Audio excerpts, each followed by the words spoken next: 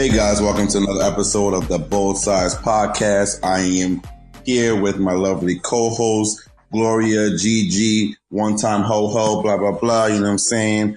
What the fuck? One-time ho-ho? One-time ho-ho. Wow. And guys, if you just noticed there was another male voice on here, it is our first guest on the show. So today's a very special episode. And funny enough, it's actually somebody I don't like that. So it well, I guess we could introduce him, Cree, right? The guys who don't know, Cree, introduce yourself. Yeah. Okay, no, you did that all wrong. That was so terrible. Let's start again. Anyway, guys, welcome to the Both Sides Podcast. It's here with Chima and Gloria. Okay, Gloria. Hold on. We're going to start in 6 seconds. 3, 2, 1, go. Oh, wait, like we're restarting? Yeah. This is gold, man. Y'all might as well keep this. Y'all might as well keep all okay, so I was trying to do the intro over because Chima fucked it up. But anyway, welcome back, guys, to another episode of the Both Sides Podcast. I'm here with Chima. And we have a guest today with us, which is a friend of the show, and his name is Cree. Say hello. Hello, everyone. Wow. That was dry. That was like, nigga, don't you listen to the episodes? You supposed to come in with some pizzazz. First off, don't you, like, come on, you know me. Like, I don't have much pizzazz to give the people. That's true. I am dying. Come on, like that's it. And Gloria already gave me the pep talk, and she told me I couldn't be inappropriate. So I'm sorry. I'm sorry for the listeners that if you're like, you know, you might not get the full experience because of Miss Gloria. Why not though, Gloria? What kind of inappropriate are you talking about? No, I didn't. No, I said for him to be himself. I said that, but I said he could be a little inappropriate at times. I mean, so that's it. Give the viewers a little something different, you know, and they could judge whether they want to like him or not. Bash him on Twitter. You know, this is an age of fake outrage. So, you know, niggas might be in his DMs getting mad. So let's promote that. All right. Well, how about this? All right. So what's up? My name's Cree. I'm a friend of the show. I'm actually the reason why Chima's been in the gym. Because back in 2012, we got in a fight and I won and he didn't like it. So he started to reinvent himself recently and I'm proud of him for that.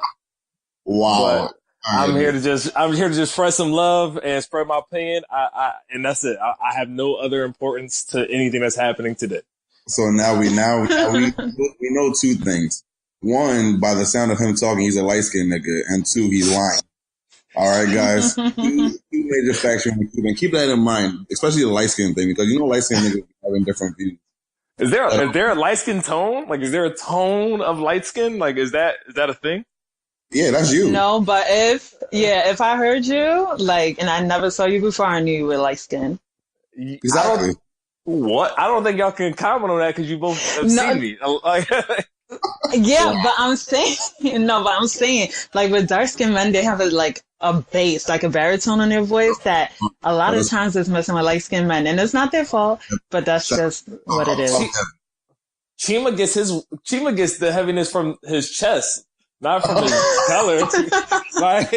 like that's from two different places. I don't think it's because he's dark-skinned. But okay, that's it. That's all I'm gonna say. I'm gonna let y'all do the show. I'm just here. I'm just here. And look how we started the show already, guys. So you know you're definitely in for something. Yeah, it's about to be interesting. You know, guys, Insecure is back, so you know this is gonna be one of our favorites. You know, talks episodes going forward to the Insecure season is over. So it's gonna be a lot of not necessarily opposing views, but definitely interesting views from all parties. And it's good that we have another guy on the show who actually kind of differs from me a little bit. Also have a lady on the show who can give her perspective, so it should be interesting. But before we do get to Insecure, we do need to take a moment of silence, talk about the late Queen of Soul, Miss Aretha Franklin. Now, I do want to say this, guys. I am not a music head like that. I mean, I am a music head partially, so I don't know too many Aretha Franklin songs, and not on some like disrespectful shit. Her death doesn't necessarily hurt me as much per se. It's just like, oh, she's dead, no RIP. But I'll let the other guys take it on. You don't care when anybody dies, so that's fine. So I guess are we gonna do your 2 seconds of silence, or are we just gonna go right into it? 5, 4, 3, 2, 1, go. All right, guys. No one ever. In all of my days of moments of silence, I don't think anyone ever counted one down. Oh, that was trash, bro. It gives everybody a starting point. We got to all be on the same page. All right, I'm gonna follow up with 2 questions here. For one, why was that so trash? 2, curious.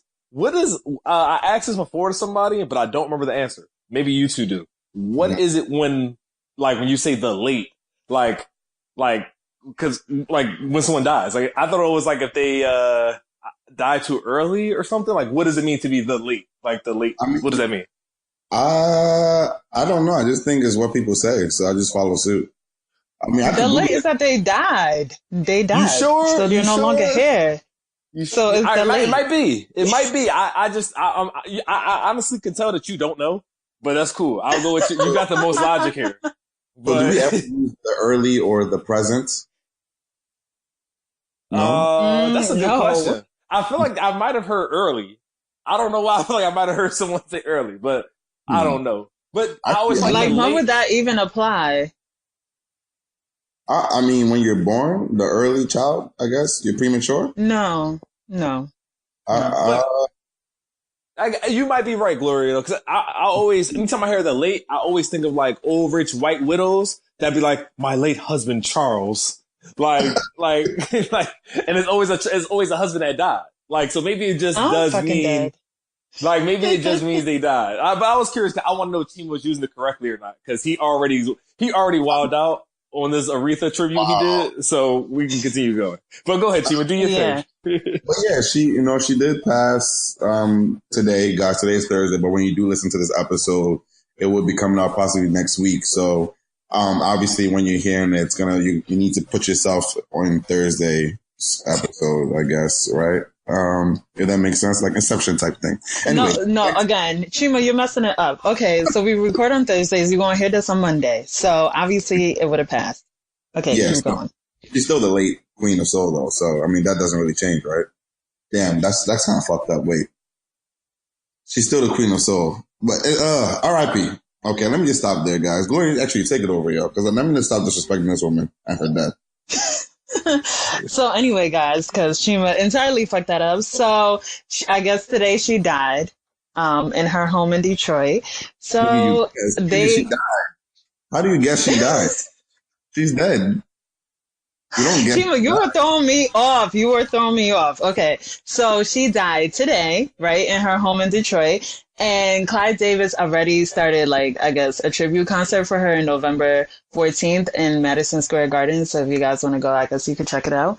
And they're going to have, well, actually, they didn't say who they're going to have do the tribute, but it's already been there even before she died. Like, they did this, like, 2 days ago. So, which I think is kind of fucked up because it's like, they anticipated her death. Which, I mean, is it fucked up? Because she was kind of... Anyway. No, they anticipated her death. That's why they announced it. They said she was terribly ill and it doesn't look good. Like, I don't think it was like... I don't think they were hoping But that's not fucked up for them to have a concert already? These niggas are hoping. Wait, you talking about you talking about the Jay-Z and Beyonce or just a random tribute? No. Clive Davis has already made a tribute concert for her in New York City on November 14th. And this was like 2 days before she died. Well, you know what the thing is? No, not necessarily, because a tribute does not necessarily have to be about death. A tribute is just to give admiration. It's just to show respect. Yeah, that's true. So he could so the fact that we could have almost lost her or whatever, and you saw the impact it had on people on Twitter, dropping her songs, dropping what she's done with Angela Davis and people over the decades. He might have been like, yo, you know what? This is a perfect opportunity for us to show that we do appreciate her, whether she makes it through this or not. What if this nigga actually killed her, though? All right. Okay. All right. I mean, come on, Chima. Okay. I mean, how many tribute concerts have you seen or have you been put on right before, 2 days before the person dies, yo? Or whenever the person dies, whenever. Like, bro, you don't hear of it. So what benefit would he have to killing her? So he could have a tribute concert? He's about to pay for this, right? Ticket sales, money. Anyway, I think the IRS needs to look into his taxes. That's all I'm saying. But, you know. Yo, God bless the dead, because apparently Chima ain't it. Listen, the point is, Lord, may she rest in peace. And the late Queen of Soul. R.I.P.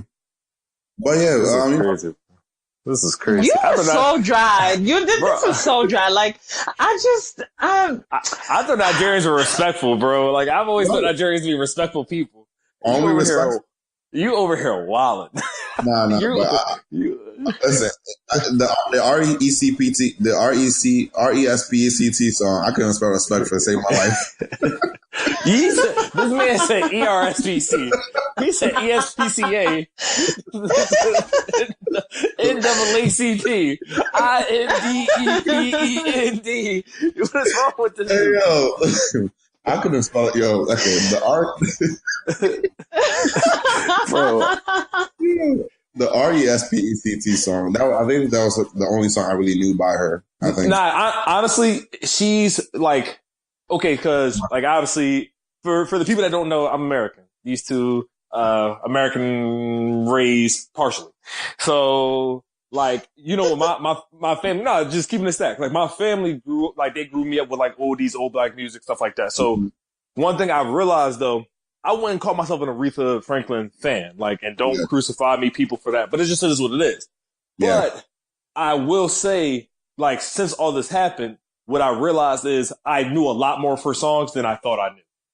And I'll say it probably applies to you too. Like, it probably applies, like, she's one of those people that like, it was, what song did somebody say she did? Like, A Different World, the soundtrack. I had, like, once I realized like that was her, I said, oh, that is her voice. Like, I never really thought about it, cause I don't really watch that show, but that was her singing it. Like, it was other songs that she sung and other stuff. Wait, she sang, It's a Different World. That's her voice? That's what somebody said on Twitter. Listen, don't come to me. Don't say I said it. I said Twitter said it, but that sound like her. All I'm saying is, when somebody on Twitter said it, I was like, yo, that does sound like her. Like, Oh,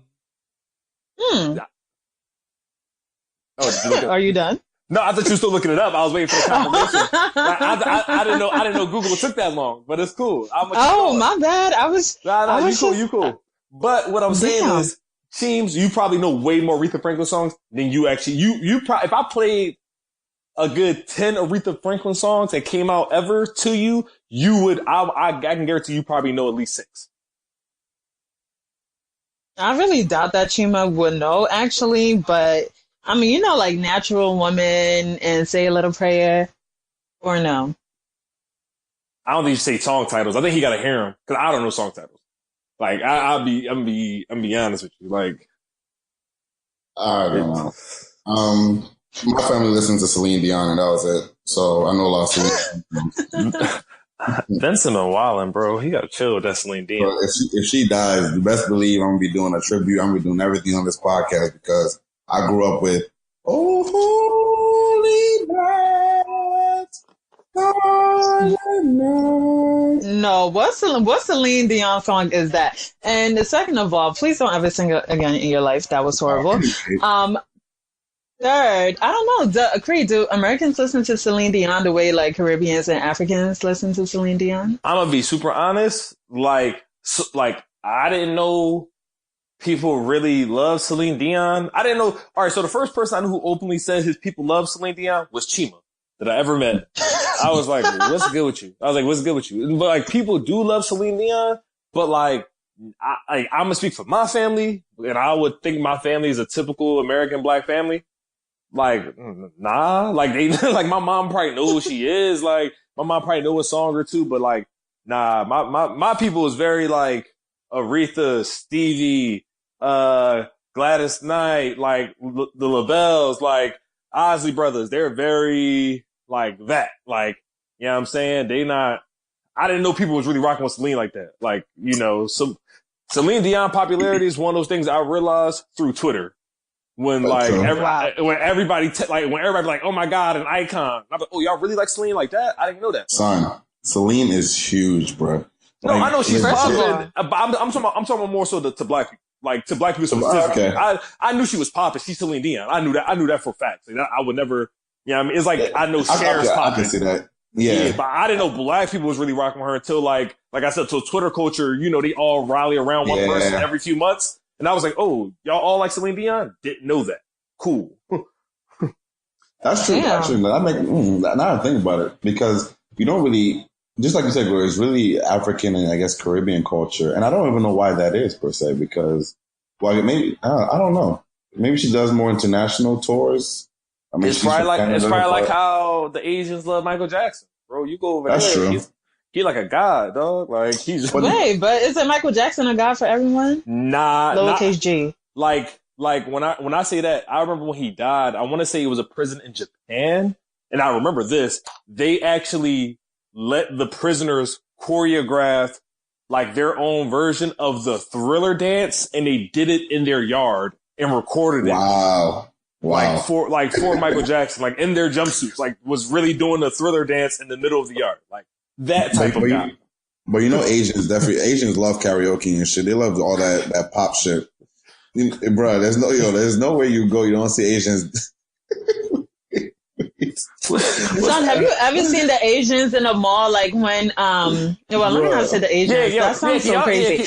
Can y'all like watch what y'all say? Yo, cause y'all, it's thin ice. Y'all on it. Y'all about to get canceled. Listen, man, I don't give a fuck about no fake outrage. But no, wait, okay, no, that sounded really bad. But the Asians, have you ever seen them like when you go to like the laser tag or like the arcades and whatever, and they have, what was that game called? Like the Dance Revolution. And they be fucking it up, like, yeah, they like that shit. So anyway, moving on from the Asians. Actually, but it's actually good that Cree did bring up Michael Jackson. It's a good segue over. True. Facts. I did that on purpose. Exactly. But I mean, there was a little bit of fake outrage. Let me just say, not call it fake outrage. Outrage this past I guess weekend with Sam Smith in regards to Michael Jackson. So I guess he and his friend Adam Lambert were on the boat. Well, wow, this guy. This guy. But he and his friend, quote, were on the boat together, and Human Nature is playing in the background, and Sam Smith made a comment saying that he did not like Michael Jackson. Now this, I don't know if Adam Lambert, recorded it on purpose. What was the comment verbatim? Like, was it that I don't like Michael Jackson? Or? Yeah, literally. The comment verbatim was, I don't like Michael Jackson, but this is a good song. And he was referencing Michael Jackson's song, Human Nature. Gotcha. Okay. Sorry. Just want to check. Now, apparently, I saw the tweets in response to, what people were saying and whatnot. Like, I don't listen. It's okay if you don't like Michael Jackson. I don't like your music either, blah, blah, blah, and this and that. And it just got me thinking, like, why the fuck a nigga is so sensitive? Like, do you have to like Michael Jackson? Like, granted, it's one of those things, like, you don't say like Jay-Z can't rap, right? It's one of those things that you probably say for like almost shock value. But at the end of the day, like if you don't like Michael Jackson, why do I have to have a problem with it? You don't like Michael Jackson, that's it. The fuck I gotta do? No, that's true. But I feel like it's so hard to not like Michael Jackson. Like I feel like of all the music that he made, like you don't like any of it except for Human Nature of all songs. Like, I don't know. I find that a little hard to believe. So I mean, maybe I probably would look at him sideways. Maybe he didn't like the fact that MJ touched boys, That could be it. Okay. All right. Let's talk about this. Let's talk about this is what I think, right? So I see it on twofold. And I'll go with the easier fold first. So like, I think why some people were outraged specifically because people are tired of, I'm just be honest. People are tired of white people who benefit off of the culture of black people. And then say they don't like black culture, like things that are popular in black culture. Yeah. So it's like you're R&B artist who kind of like you're R&B artist. You're not even from this country. You're from like England or wherever, or Scotland, wherever you're from. But you like you kind of do this whole soulful voice. You had the song that got popular, had Mary J on the remix, blah blah blah. But then you're gonna say, "Oh, I don't like Michael Jackson." That's like. That's kind of insulting. You feel me? That's like being that's equivalent to like all these like young rappers coming up and then be like, yeah, Tupac was trash. Like, it's like, you're trying to be a rapper. He didn't say, he didn't say that much, though. He didn't say that much. You're right. It's not equivalent, but it's related to. You're right. Okay. I can see how you would say that. But here's the thing, right? Now that you pretty much just broke that I don't like Michael Jackson into, deeper pieces, saying, especially when you talk about the history behind it and, what you're benefiting from and when it comes to race and stuff like that. But in the surface level where he just says, I don't like Michael Jackson, what's the problem with that? Because he didn't really say more than that. Right, you're right. And that's the other fold I wanted to get at, because that kind of, because I'm be honest with you, I don't really have a problem with him saying personally. Exactly. I don't either. I don't. And I think it comes from this whole, sorry to say, this cancel culture that we kind of created. Whereas once one person doesn't like one person or one thing for one reason, everybody got to not like him. This is trash. This is trash. We all like Michael Jackson. So if you don't like Michael Jackson, we don't like you. Exactly. It's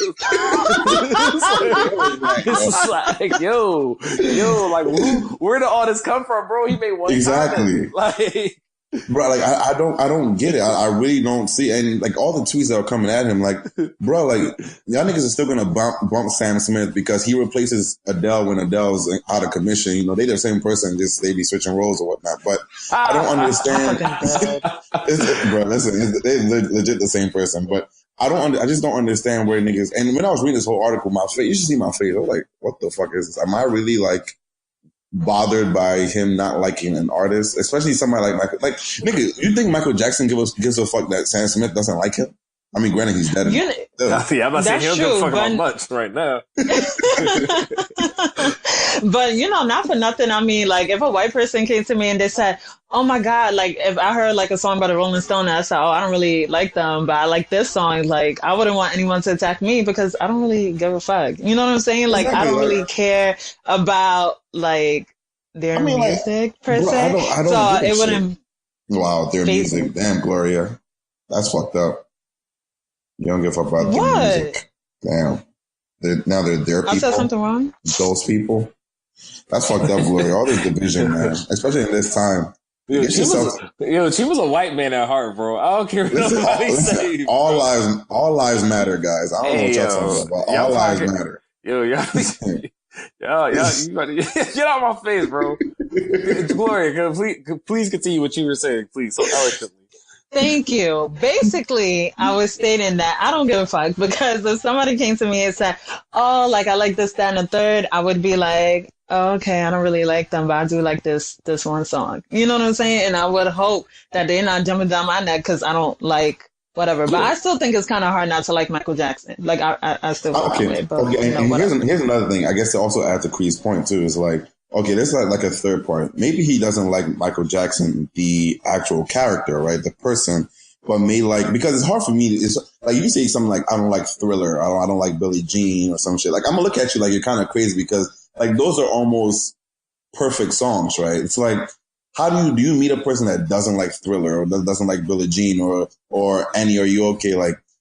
Maybe he likes the songs, but he just doesn't like, the Michael Jackson character, which brings me back to the whole Michael Jackson touching boys thing. Maybe he just it wasn't ever confirmed that MJ touched boys. Regardless, I mean, just because it's not confirmed doesn't. We saw him in Neverland with the little boys. Yeah, but I mean, I want to play Neverland.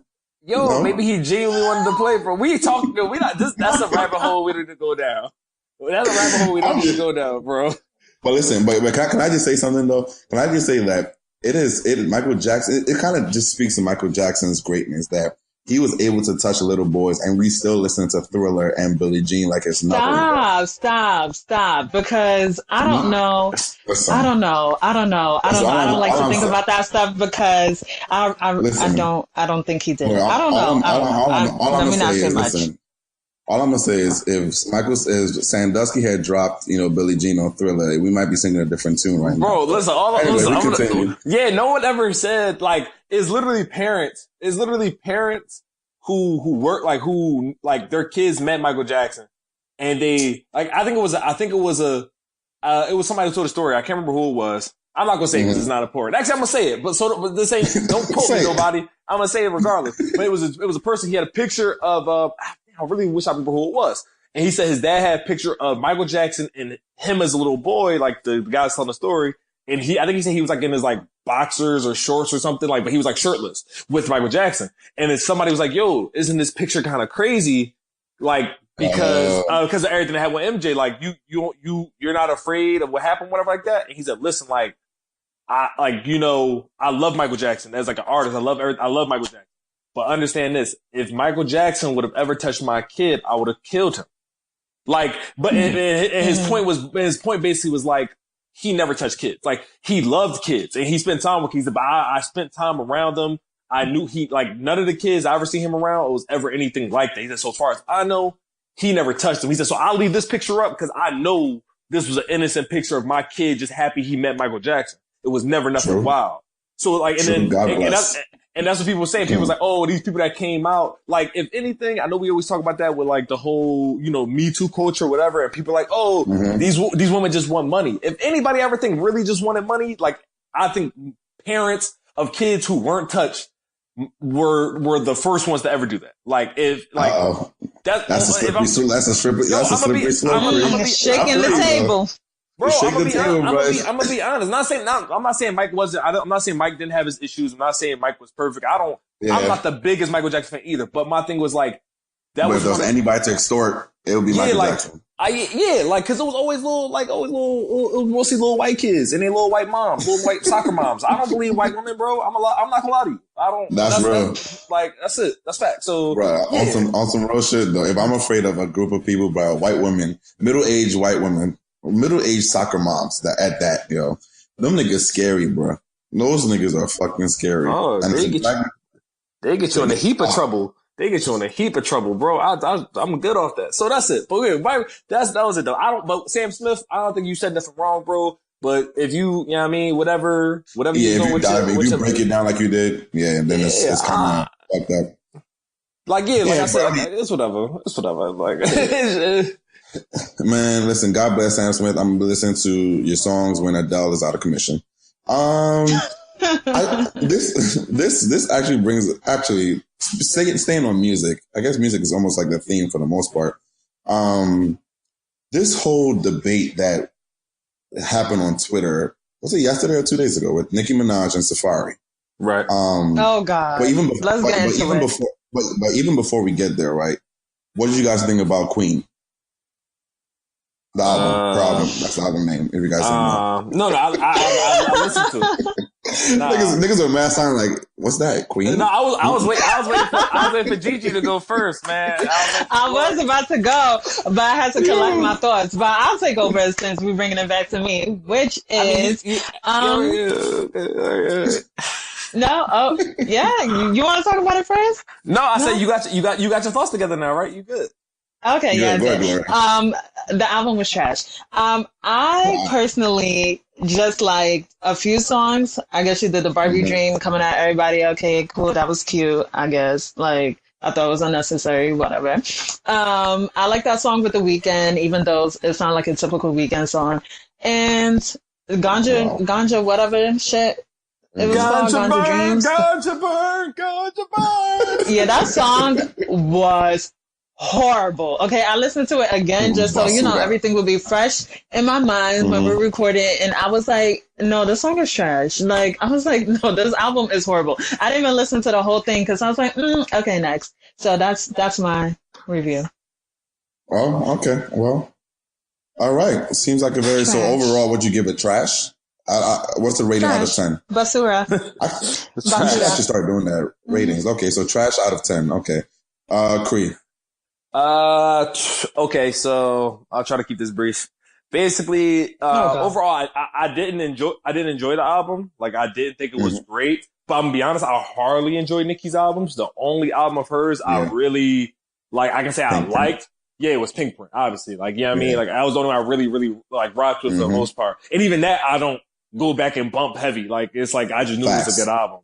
But this wasn't that great. It does have a couple, like, one or two bangers that, like, could possibly be new singles. I think Chun Sway got potential because of Sway Lee, of course. And, that was a good one. Right, Chun Sway got potential, and also obviously everybody already knows Good Form. Good Form. it has a dope beat. No one's really paying attention to Nicki on it. Like, you know, she's like, the beat is what carries the song, and she just rides the beat well enough. Like, but honestly, if I was her, like, I would get like a Yo Gotti or a 2 Chainz or somebody on that, like get a verse on it, and it'd be a banger. It'd be a legit banger. But those are like the only 2 songs that really stood out to me for the most part. I haven't gone back and listened. I heard she added Fifi, the song she got with 6ix9ine, onto it. I guess to get her sales to look better. I think that song is basura. Like, so. What? That song really? I'm sorry, I got disagree. That song is.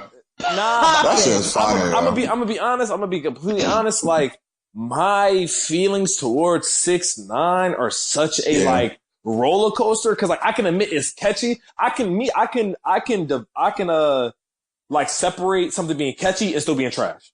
Like, I know when something in my head, like the song stays in my head, but I still know it's not that good. I think that song is very catchy. It's very like, it's going to bump in the club. It gets your attention. It does what it needs to do. For a song. Like, it does what it needs to do. But like, is it a good song? I'm going to say no. Like, I'm going to... You're right. You're right. It's not a good song, right? And he admits that because he did like whatever interview, whatever. And he was like, oh, I was just talking shit over a beat. Right. And then it was a song. But it's still catchy. Like you said, it's still going to bump in the club or whatever. So... Yeah, I think her adding it was I think her adding it was a good business move, but I still don't think the song was good. I don't think the song, I just don't think it's a good song. But it does the job. It does what it needs to do. But here's the thing though. So it's good that you brought that point up. Queen, honestly, I only really listen to Barbie Dream. And to me, the whole Nicki just seems like she's still at the same spot. I don't see any growth in her. So it's very, like, I'm tired of listening to the whole Roman voice type shit. So, I mean, it's cool if I'm in a hype mood, but after that, like, it's just, So I'll give the album like a out of 10. But that's not a scale. That's not a number. Nigga, you said basura out of 10. That's no. Because that's below 0. That's negative. Okay. I'll give it a 2. Just for effort. Okay. But here's the thing. With Fifi, I gotta disagree. There's so many points I gotta. Fifi is one, yes, it's very catchy. And most 6ix9ine songs are. I think nowadays he's in that catchy mood. Like, all his songs, Gummo, you say nowadays, like he has a 5-year career. Like, no. Like, wait, there's a reason why I said that. There's a reason why I said nowadays. It was kind of like 2 different thoughts I combined into one. But nowadays, when you listen to music, right? So now we're straying away from, lyrical, hardcore, rap in terms of like maybe like what's his name, J Electronica type, J type. To don't use J Electronica. He made like 2 songs. But I mean, but he's still lyrical. It's still like one of those old school style rapping. That was a horrible example. But Chim, I'm sorry to say this. Like, and I'm not trying to cut you off. I'm not trying to cut you off. But like, we gotta stop doing it. We gotta stop categorizing hip hop as either Common or 6ix9ine. It can't be Uchi Wally on my mic. It can't be that. It's so much more inside of hip hop. It's so much more. Like, but here, and I agree with that, right? But at the same time, you have your catchy songs, right? And depending on who you, obviously, because music is subjective, right? Depending on who you're asking, it's either a good or successful song, right? So if you're talking to the record labels who are in the club or these young kids who are bumping it, or even me, I think it's catchy and I think it's a good song because it has me still obviously putting on, replaying it, repeating the song. It's actually in the club and still bumping. So I don't think it's necessarily a bad song. I think it's actually catchy and still good per se. Like, I don't know. I think the flow is hot, the beats are hot. Everything is hot about the song. I mean, it's not lyrical. I mean, I'm not. So you said everything's hot. Everything's hot, but it's not lyrical. But to your point, excuse me, hi, hello. To your point, Cree, because you said stop putting hip hop in like lyrical, like it could be lyrical, catchy, whatever else hip hop is. So that means for what's the song called? Fifi. Right? It can still be a good song, even though it's not lyrical. Right. I'm just saying you can't by your standards. You can't. No. What I'm saying is you can't say everything if then say one thing's missing. Okay. That's what my point was. The only thing that's missing is obviously like so-called bars per se, right? There obviously isn't any bars. It's really just catchy words put together on a hot ass beat, and that's literally it. It's like Afrobeat songs. That's literally all what Fifi is. Just a hot ass producer and catchy ass lines just put together. And that's all Fifi is. But at the end of the day, to me, I think it's still a good song. So I'm gonna share this. I don't want y'all to think I'm like, it's just 6ix9ine he don't do it for me, but he got it. I would not say I'm not trying to insult him. Like, he's doing it right now. He's making bread. He's making a song. He's popular. He's doing what he's supposed to be doing right now. Like he's doing it right. I'm just saying, like, okay, so this is what I'm trying to say. For the reason why I said with the Fifi song, Nicki Minaj herself has mostly rolled on the fact that she's a lyricist. Nicki came out when she came out of Queens. She came out as a lyricist, as a woman who has bars as hard as most, if not all, guys. Like, that's what Nicki's platform is. And she's still going on that. She's still talking about, I write my raps. I do this. I do that. She's even stretching her lyrical muscles with things like, Barbie Dreams. Yo, this is what I can do. I can make a track and come at everyone. Same thing how Biggie did it. Same way how I did it before. Same way how Kim did it. Yeah. Like, she's flexing her lyrical muscle. So she counts herself as a lyricist. So my thing is, if you count yourself as a lyricist and then you come on a track like Fifi, but you're not being a lyricist, I think at that point, I think that was trash on her. I think it's a trash. I disagree. I think it's a trash Nicki song, but it's a hot 6ix9ine song. That's what I'm saying. I disagree. I disagree, right? Can I just, I disagree because I feel like as an artist, right? Just because you brand yourself as one thing doesn't mean that you don't have the ability or you shouldn't be able to venture off into different things. At the end of the day, it's almost like Samuel L. Jackson, right? Samuel L. Jackson will tell you he's an actor, so he can act. He could do anything. He could play. Obviously, we saw him as the Robert in Coming to America, and he plays was the boy with the eye patch in Avengers. I forget his name. Nick Fury. So like he has a range of different things he can do. Right now, Nicki is a musician. She's an artist.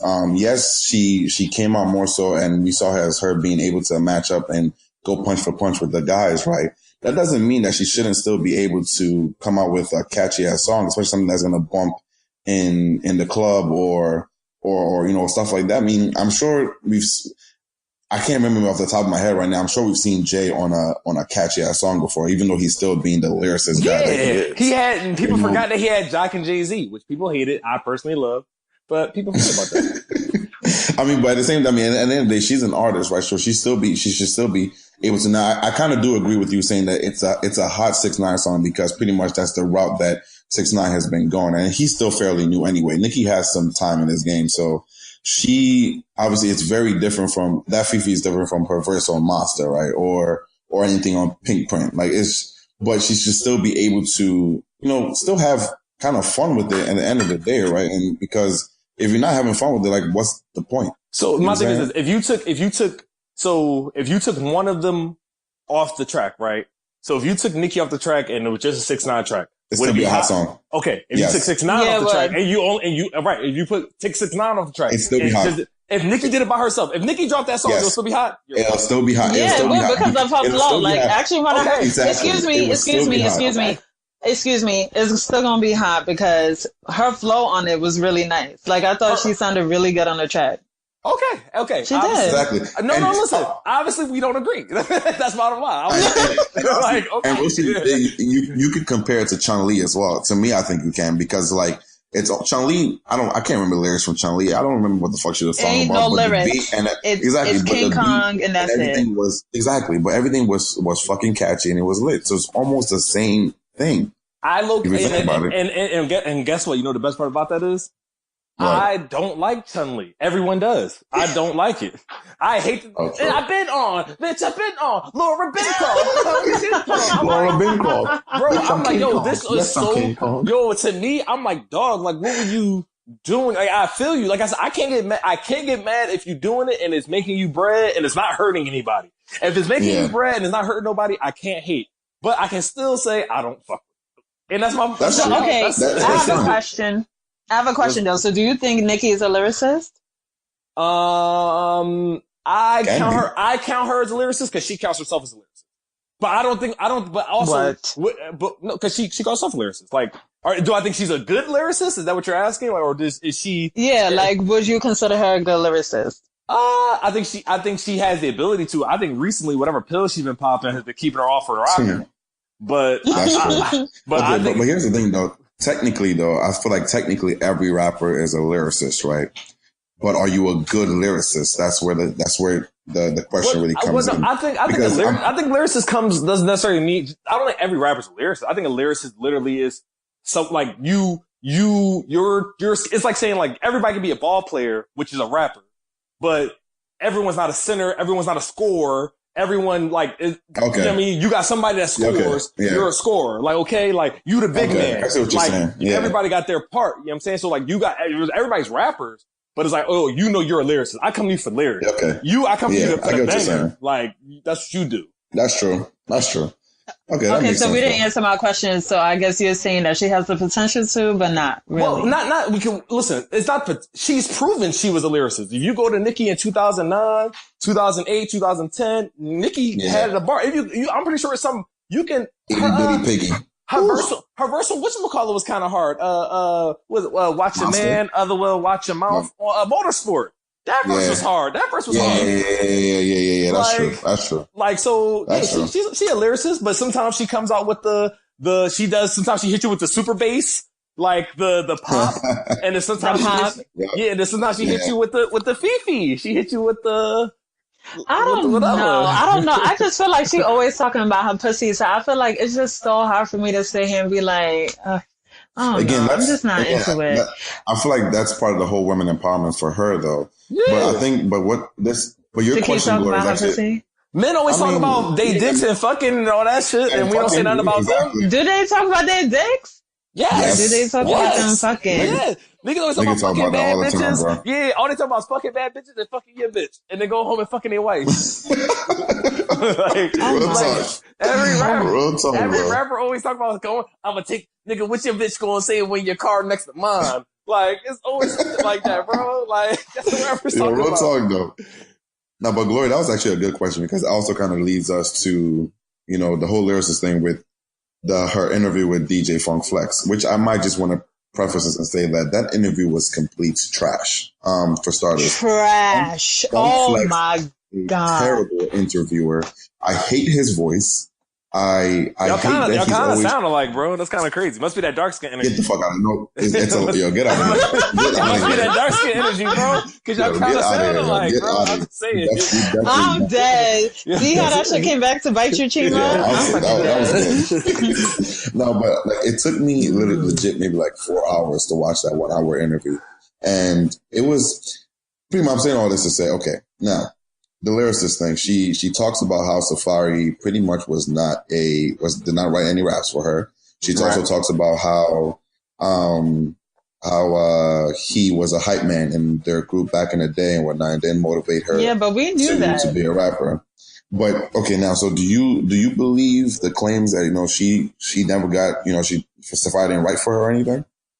I'm not gonna lie, when the rumors or whatever, when it first came out, I was like, oh, okay, that makes sense. And not just because she's a woman, but like, because I know she kept saying that in the interview, like, I'm a woman, so you guys believe that, like, when it first came out. That's partially true, though. I agree with her on that. But continue. We'll address that later.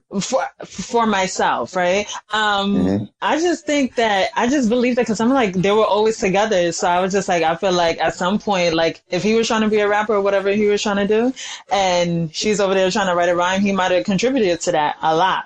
So I just figured that him saying that he helped her write the rhymes would make sense. That's it. Okay. That's like all it was to it. Like, I mean, so, all right. So the interview itself, I didn't watch the whole thing. It was like a Twitter thread that had like just the hot parts. Yeah, not South with DJ Funk Flex. What I said? I said Self. My fault. Yeah, I meant Funk Flex. Yeah, I don't. All right. So I meant Funk Flex. My fault. So I only watched the like clippets of everything. So I know what happened. So basically, my thoughts on it is this. So basically, with Flex, I think from my paying attention to where Flex has been at in the past, I want to say year or plus. Flex is kind of phasing out, and I think he knows it. I think he knows it, and I think he's fighting against it. And I think this was supposed to be his, like, he wanted this to bring him back into the focus. Like, I think he used that to get him back into focus. He used the one connection that he still got, which is Nicki, because, you know what I mean? Like, Nicki showed him love or whatever, and he tried to use that. But like you said, it was a horrible interview. What you about to say? They just actually started being friends again, though, because I know they had fallen out. Right. They did have beef, but I'm saying, like, I'm just saying this just happened. Yeah, this just happened. He used this, like, this is the one connection he could pull back on. Like, that was. But funny enough, it wasn't a good interview. So it wasn't actually. But him being the voice, he's being the person to bring you the information. True. He's hoping he can ride that coattail. Like, he can ride that wave. Like, that makes sense. This got exposed on Funkplex Radio. Like, that's what it happened here. You heard it here first. That's true. Yeah. So, but do you believe that Safari, like where she was saying that Safari, wrote her raps, or she said Safari didn't write her raps. So all right. So the whole writing of people's raps thing. So this is my thing. At one point I did believe it, right? Just off of just like no real background on why I believed it, besides the fact that when you hear Safari rap now, it sounds like old Nicki raps. But that could be for multiple reasons though. That could be he might have bit off of Nicki, like we don't know. But now that I really think about it, I've never myself personally heard Safari claim like he wrote her raps. Not saying he didn't. I'm just saying I never heard it. Like, so he might have been saying that, but as far as I know, I never honestly openly heard him come out like on video, like, yo, I used to write all her raps. She's trash without me. That's true. I never really heard him say that. I know he has said like, I was with her when she was writing. I've added it. And at the end of the day, like, if you in a relationship with somebody or even a friendship, if you have some type of interaction with somebody, like Chima, if I'm a rapper and you at the crib and you like, yo, what you doing? I'm like, yo, I'm writing this rap and I'm hitting you with bars. You might hit me with a bar or two. Like, yo, why don't you say that? Exactly. Yeah. Why don't you say makes this? Sense. Exactly. You feel me? Like, so do I think he contributed to some of her raps at some point? Yeah. Definitely. Like, do I think he played a part? Yeah, of course.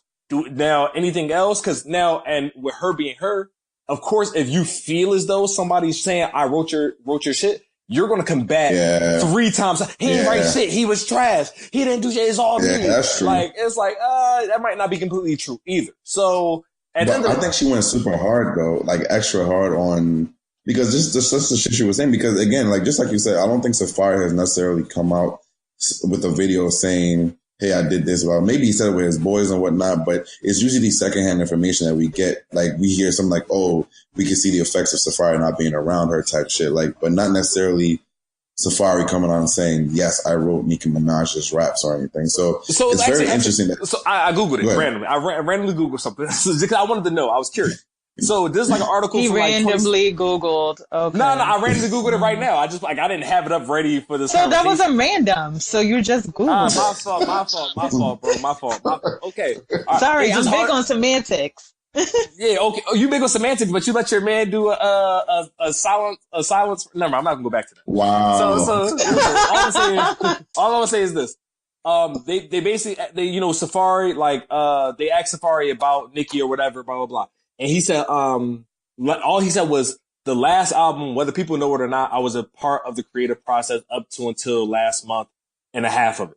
And a half of it. So he said, yeah, I was part of the creative process. And he said, yeah, in that last month, that's when we were going through all the songs and I found out there were 2 songs with him on it, talking about Meek Mill. He was referencing Meek Mill, but basically like, yeah, I was a part of the creative process, but he never, like, being a part of the creative process, dog, you could just be supplying me with a Henny while I'm in the studio. Like, that don't really mean That's facts. But people take it as, oh, he said he wrote for Nicki. Cause mind you, the article, the headline of the article is Safari claims he wrote for Nicki Minaj.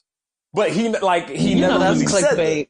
Right, exactly. That's my thing. People read articles. So what I'm saying is, do I think he helped? Yes. Do I think she's just she's coming back at him because she feels as though she now finally has to. Like, I'm tired of people saying this. I'm tired of this, people giving this man credit for my bars. I wrote my bars. He was whack. He was corny. And that make her look corny because it's like, if he was so whack and corny, you dealt with him for years.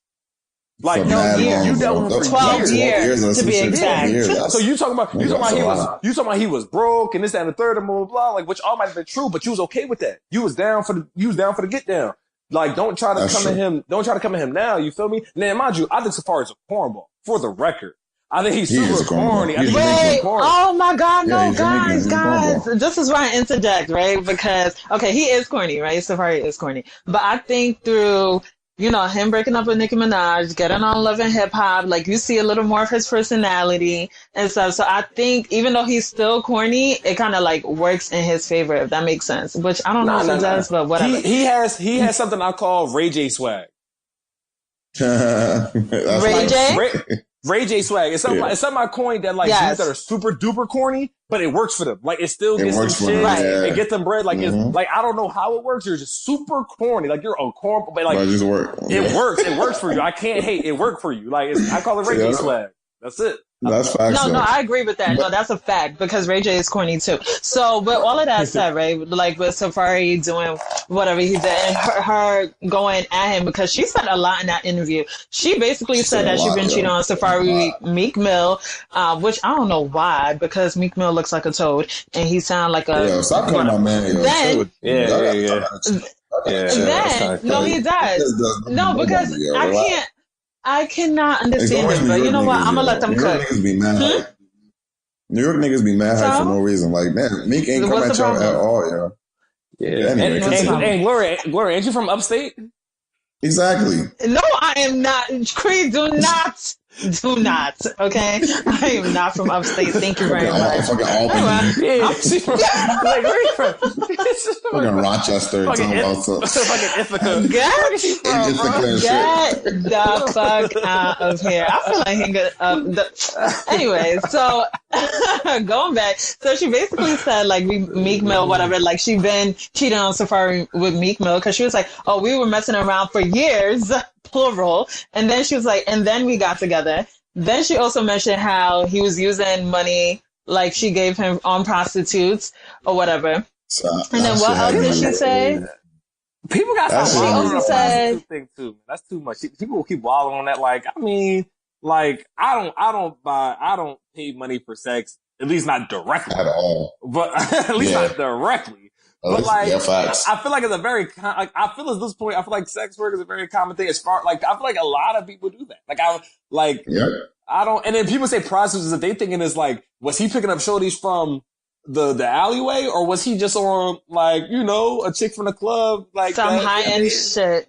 Yeah, like we don't know. Like people make it sound like it's something crazy. Like he on the street corner, like, you know what I mean? Got a shorty that's smoking a cigarette with her boobs and her knees. Like, nah, bro. He really might have had somebody official. Like, I don't know. I just think people dwell on that too much. Like prostitutes. Too much. Yeah, I'm not gonna lie. That's the least that bothered me. I was still stuck on the fact that Meek Mill was like way in the picture before, you know, they broke up because I was like, okay, he messed with the prostitute, Philly whatever. Stand up, you feel me? Exactly, 215, baby. Let's go. You got right up in it, you feel me? Yep, that's it. You see the low morale of New Yorkers compared to the high morale of Philadelphians. What you mean? First of all, Safari out here living his best life. Okay. Second of all. Bro, Safari out here looking for Nicki replacements. Every chick he's dealing with is like Nicki Jr. Is all the sons that Nicki talk about, he dates. Wow. That is painful. That was for Conte. But the whole Twitter beef though, to me it was kind of weird because it doesn't matter. Like, okay, you were with this person for 12 years, right? So obviously you love this person or you taught this person enough for that long. And it's just weird to me that you guys would go back and forth on Twitter, like really exposing each other just like to that extent, yo.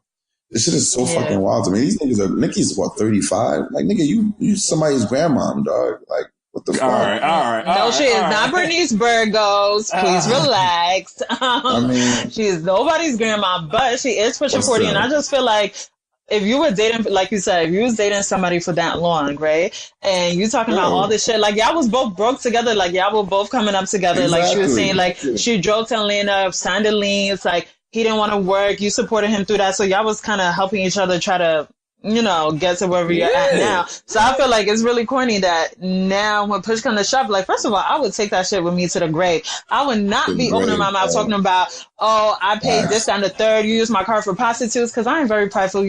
I would never. So first of all, that's why I was like, I don't understand. Like, she looks stupid when she was saying all of that. And then two, for like her to talk about, oh, I paid for your hairline. I was like, well, you know what? It don't look too bad. So I guess your money was well spent. And then three, I was like, why the fuck is she adding Tiger into it? Which I guess they said that he was waiting for a hook from Cardi or whatever. And I guess he just came part of the crossfire. But I was like, why are you bringing other people? Like, Tiger ain't doing nothing but mind his business. And I also think Tiger is very corny. But I was just like, I just hate Nicki. Honestly, I'm not really a big fan of Nicki, so everything she does is just so irritating to me. So I was just looking at the tweets like, I don't understand the purpose of this. Like, you didn't make him look any worse than you made yourself look. You know what I'm saying? So. Bottom line, Nicki gotta stop, man. That's embarrassing. Just focus on your music, queen, and lay off the pills.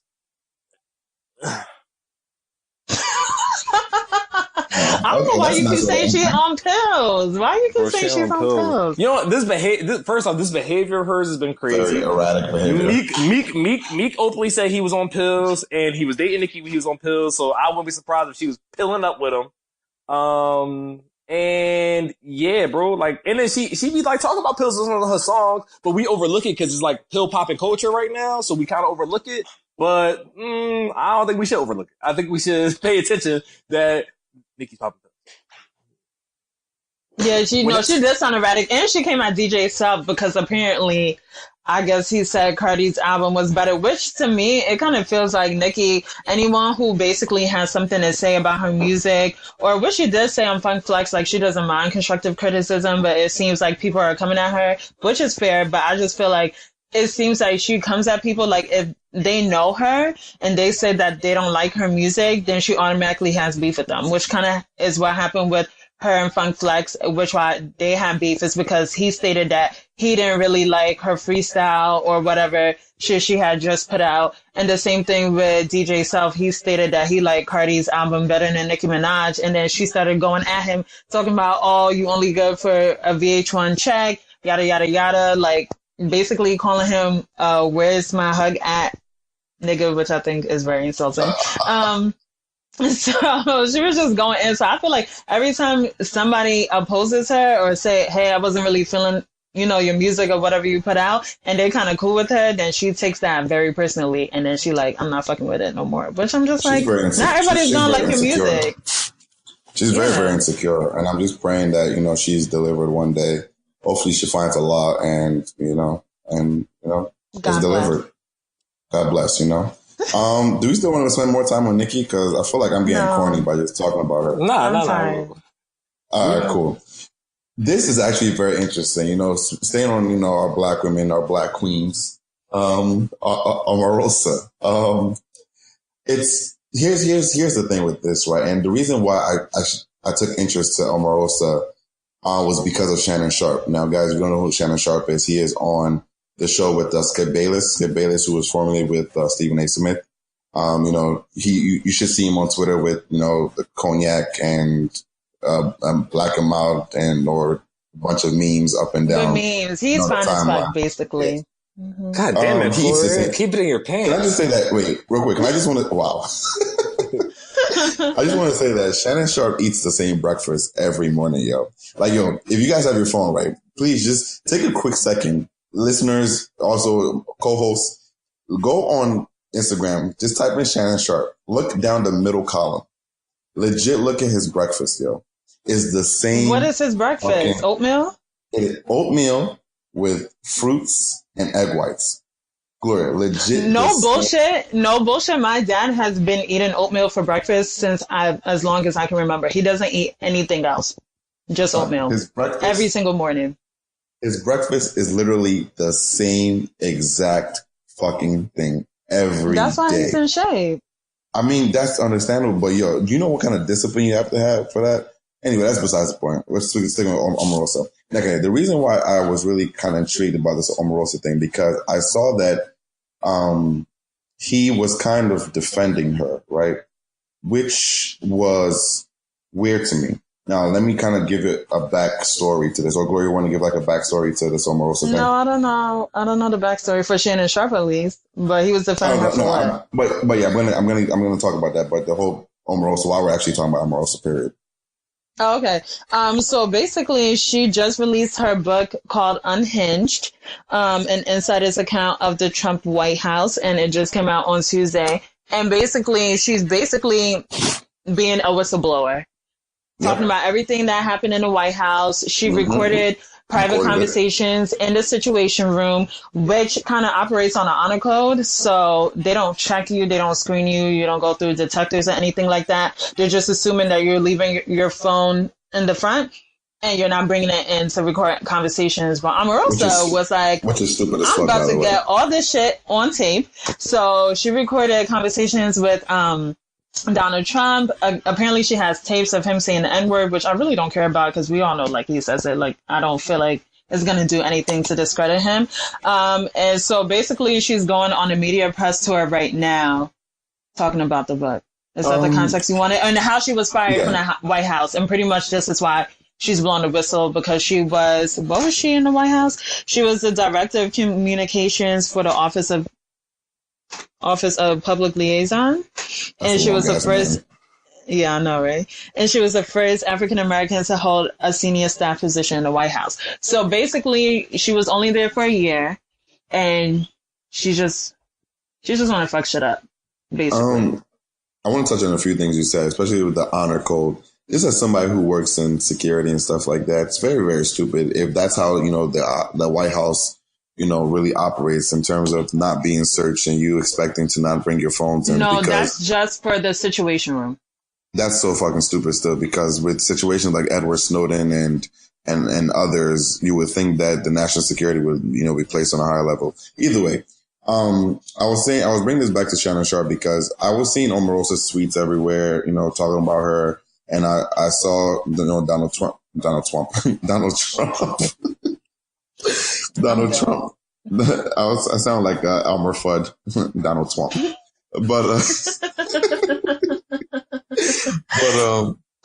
I saw Donald Trump referring her as a dog, right? And I saw Shannon Sharp kind of take offense to that, and it kind of brought me to the age of fake outrage type thing, because for so long we've been bashing Omarosa, right, as her being the sellout, her being the coon, and blah blah blah. Rightfully so. And now because Donald Trump happens to be the one that is attacking her, it's like, oh, now we're on Omarosa's side, just because it's done. And it's so fake to me, because I feel like you got to keep the energy regardless, right? Like, don't now come inside with somebody you don't like just because you found somebody you don't like even more, bashing that person, right? It's just so fake to me. I feel like everything about this shit is so fake. Like, no, but I mean, to your point, like, we fucking hate Donald Trump. So why the fuck, if he was doing some shit like calling people a dog, and because everyone notes that he only applies that to African American people, that's really why people are getting upset. It's like every time he calling somebody a dog, a sons of bitches, or like whatever else he was saying this entire past year or so, it's always been directed at black people. So it's like, even though we do hate Omarosa, like, it's still on track of Donald Trump insults, which is black people. You know what? Honestly, you know what? Why would Cree sound like somebody's grandpa sitting on the stoop? Let me tell you something. Let me tell you something. So, all right. So this is my thing. Cause I'll be honest with you. I haven't really formulated my thoughts on the Omarosa thing until now. I haven't spoken on it. I'm like, to nobody. That's cool. Mm-hmm. So this is my whole thing, right? And I'm just like, I understand it's like, the enemy of my enemy is my friend, which is not always true. It's not always a good method. Yeah. That's what people are really going with right now. But my thing is this. Let's be honest. The only reason why Omarosa is coming out with this is because it affected her. Mm-hmm. Because Trump's been wilding, As the president, he's been wild. He's been horrible. She admitted to him being horrible. Now she's admitting to it, like, yeah, he's been trash. He's been horrible. But you know what? She was worried about her own agenda this entire time. And now the fact that it's backfiring on her, now she wants to come out and try to gather black people on her side. Like, guess what, black people? He ain't there calling us niggas. And he doing a bunch of other wild stuff. And it's like, and people are like, oh, people are riding with her because they're like, oh, you got the inside scoop. Share it. One, if he ain't getting impeached by now, if now in the uproar, I don't think him saying nigga on tape is going to change things. He said, grab her right in the pussy or some shit. He said that before he was grab her right in the pussy. Yeah. If now this shit ain't change, like, I don't think it's going to change nothing. But my thing is, I'm not going to ride with Omarosa. And honestly, don't get me wrong, I love black women. You should not insult black women, call black women a dog. That's wild. But at the same time, she's also an adult. And she chose to ride with that man for her own personal agendas, and now it backfired, and she's trying to call for her friends. Nah. Keep that same energy, real shit. Like, I don't, like, it's gonna sound real crazy, but I really don't give a fuck, yo. I don't give a fuck about this whole Donald Trump and Omarosa thing. I don't know how many ways I can say that. I just don't give a fuck. Like, I feel like niggas are just being. Well, I don't think anybody really gives a fuck about Omarosa to the points that you stated before, because people going off about it. Yeah, okay, yes. In relation to, I think the overall message that it sends that Donald Trump, every time he got something to say or he's insulting somebody, is towards black people. I think that's the only reason why they up in arms, not because it's Omarosa per se, is that because he keeps calling people whatever names that he's calling them, and it keeps being directed at black people like LeBron James, Maxine Waters, Omarosa, whoever else that he insulted in the past. So that's the reason why they're upset. I don't think it's Omarosa per se, because I don't think if anybody else said it, they would give a fuck.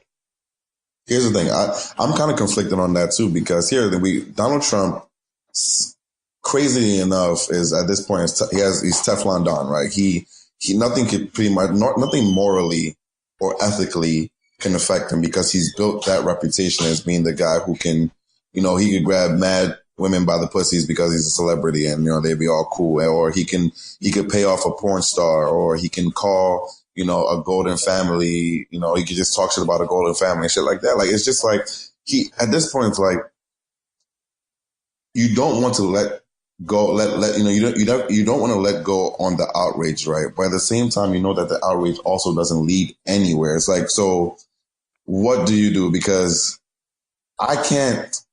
I don't know what else you could really say about this man or do to get him impeached or try to get him impeached. I don't see that happening anytime, unless there's like some kind of. He would literally have to murder someone. No, not even that. I feel like he can still get away. It has to be literally some kind of like legit.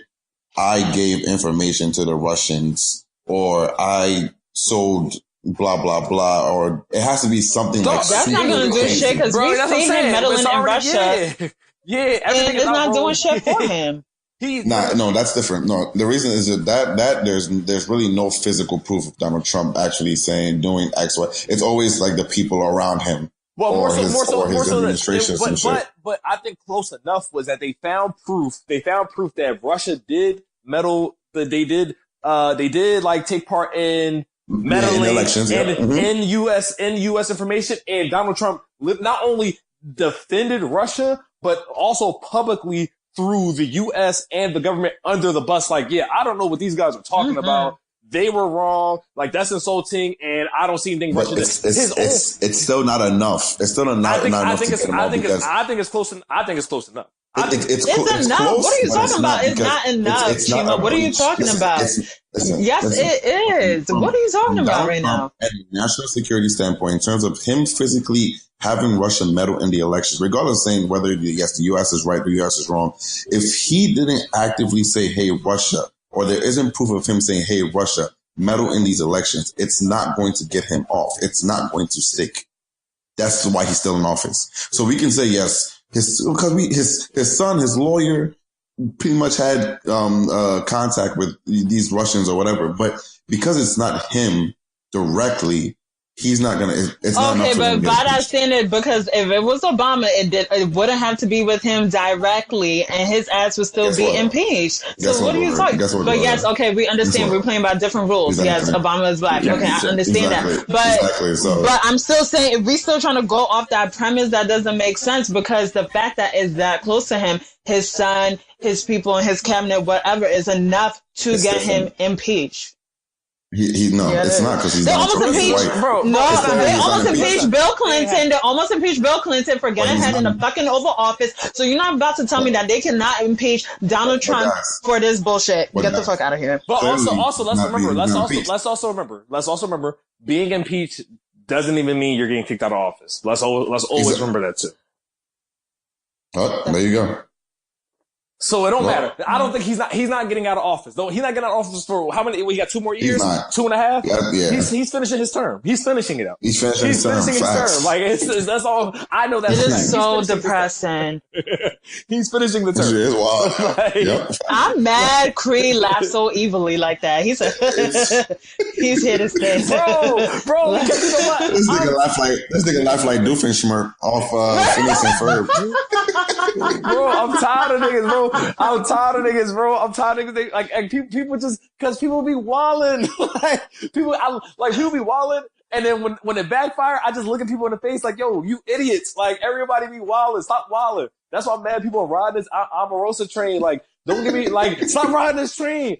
Fuck Omarosa, bro. Yeah, no, that's real. And some people are like, oh, she's exposing him, so, maybe we should invite her to the cookout. I'm like, why y'all niggas always trying to invite somebody to the cookout? Like, why don't y'all want to be exclusive? Yeah, I know. Whack ass cookout. They leave their potato salad out in the sun. That's how whack they fucking cookout is. I don't These niggas, I'm dead, yo.